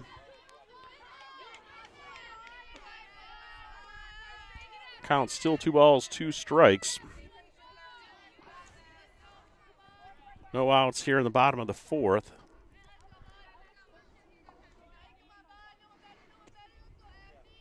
That is high, rattles off of the fence and comes ricocheting back. The fence near the top leans in over top the field of play, and there are 4 pipes that hold that fence that leans in. It ricocheted off of one of those. 3 balls, 2 strikes. That one bounces, gets away. I believe it's 4 balls and 2 strikes. It is apparently not. It's 3 balls and 2 strikes now. Yep, umpire just signaled 3-2. I was off on my count. Now it's a full count to Nelson. Going to get a shot into left field, gets by the shortstop, gets by the left fielder. Runner is going to go and get over to second. Third base third base coach now on the screen was holding up two hands, the big stop sign. Brings up Kelsey Dudley.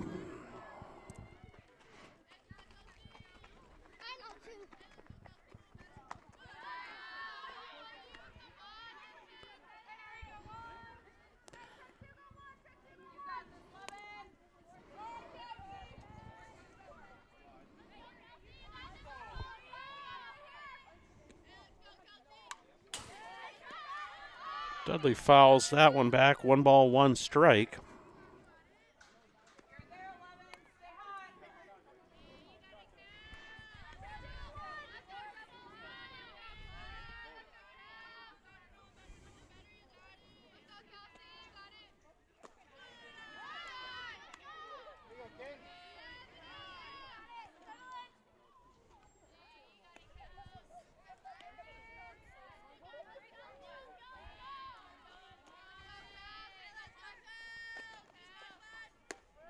Good pitch there from Merrigan. Throw over to second. Runner is back in time. 2 balls, 2 strikes. Here is the count to Dudley. Ooh, she thought about that one pretty hard, but held back. 3 balls, 2 strikes now.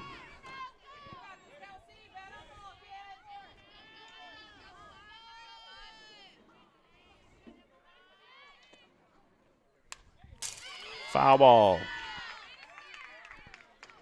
Count remains full, no outs. Runner on second.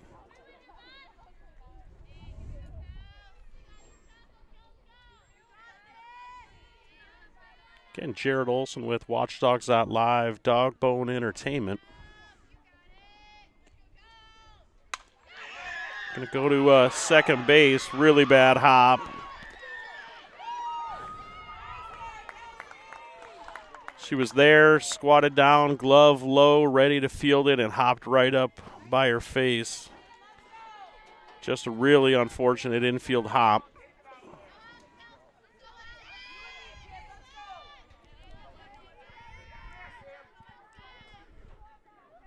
Brings up Caitlin Kieran.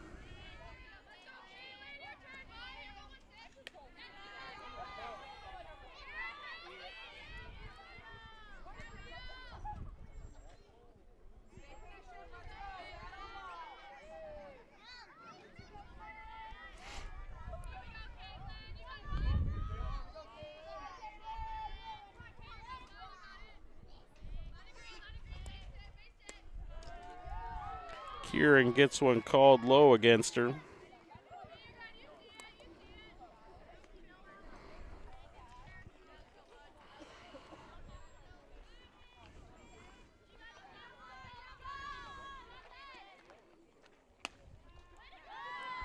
Pitch from Merrigan just a little outside.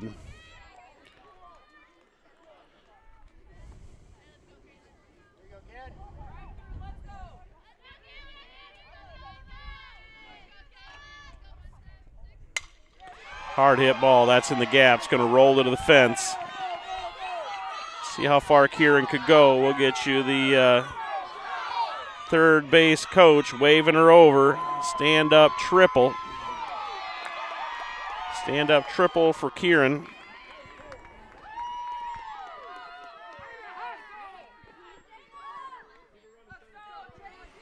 Brings up Jana Peterson.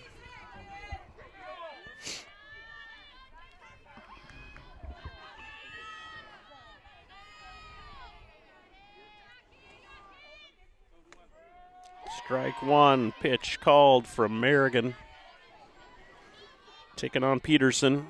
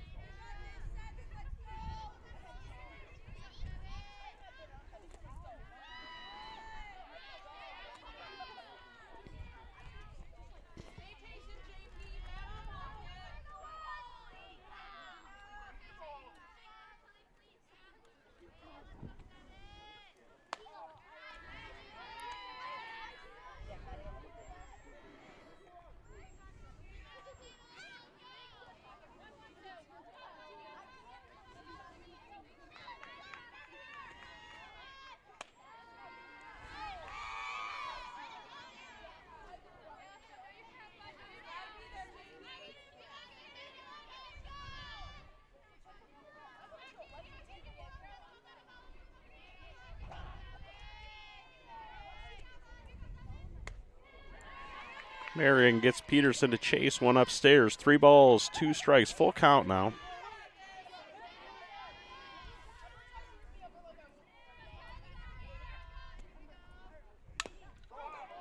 Ball fouls.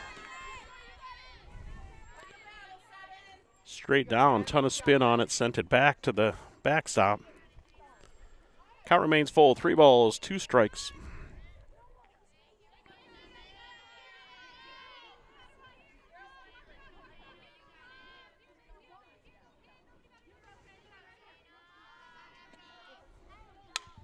Foul back at a play. This one almost caught one of the porta pots. 3 balls, 2 strikes. Merrigan trying to put away Peterson.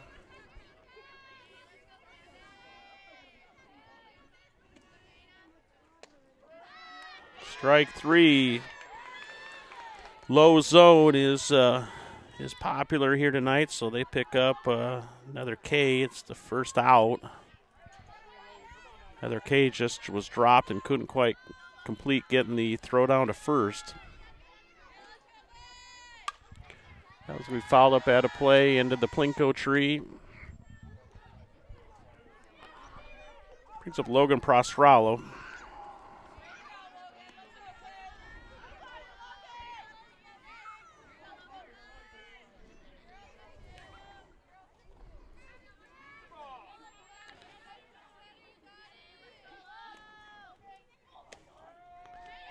Yeah, Prostralo kind of hopped after it came by. She knew she let a good one go there. Called strike, so now no balls, 2 strikes against Prostralo.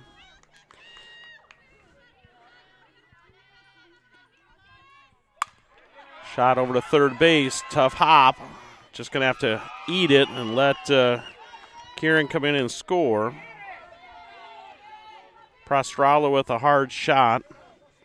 Just couldn't quite handle it over at third.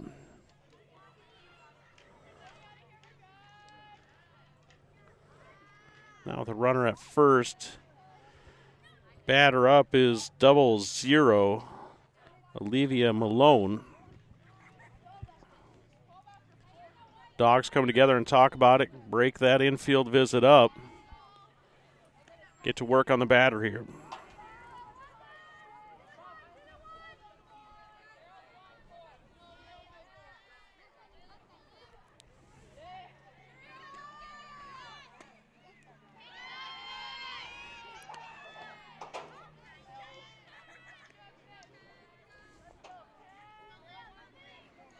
Give a big shout out to those that kind of make what is Watchdogs.live and Dogbowl Entertainment work.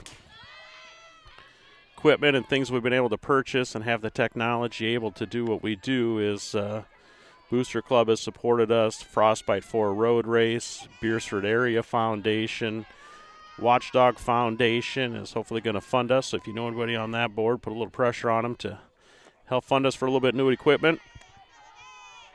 Ton of volunteer hours from Renee James and Matt Storrow to kind of make this thing technically come together.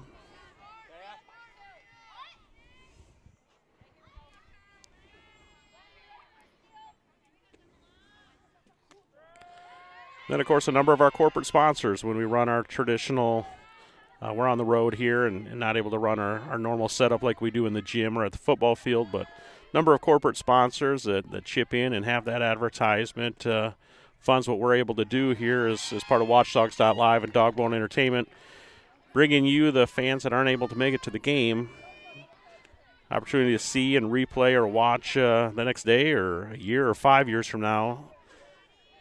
These games will be archived forever, in theory, on YouTube.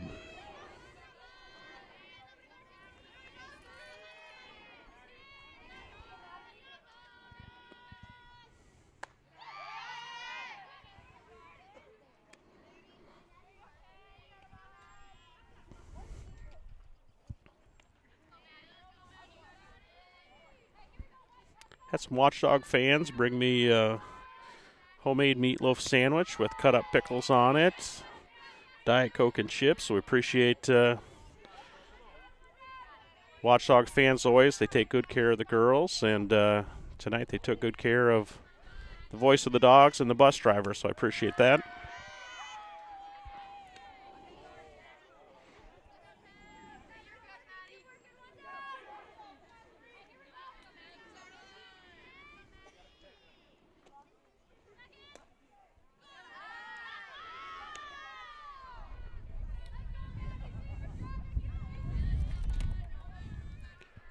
Breeze is picking back up a little bit again. The flag is starting to look like it's got a little life to it.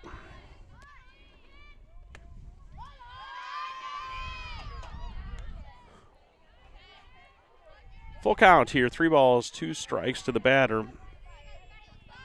I believe it's Entringer. Fly ball back over my head, out into the baseball field.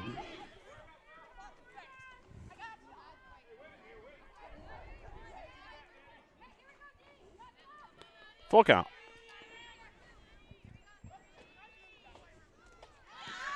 Ball 4 going to go to the mat. It's going to roll towards the home dugout, allow Prostrollo to come in and score.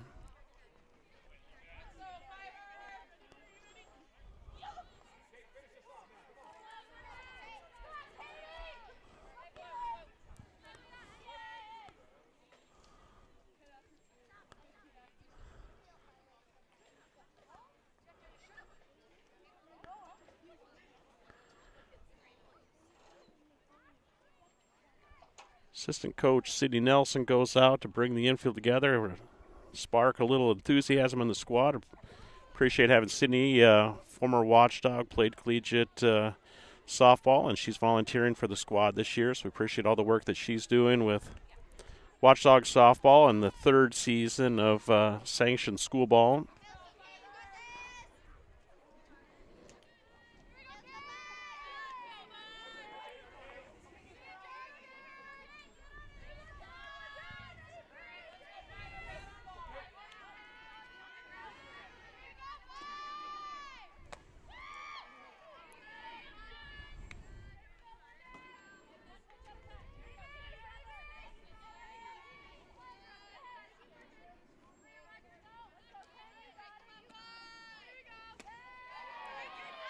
Good pitch there from Merrigan. Gets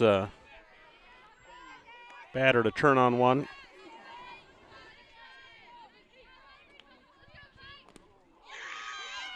Dead ball. Caitlin Malone will take hit by pitch.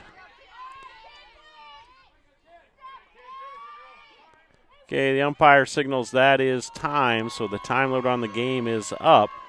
So that'll be our final here in Madison. Watchdogs fall to the Bulldogs. And we'll be back tomorrow in Dakota Valley. So I hope you tune in to watchdogs.live, Dogbone Entertainment for the action. Good night.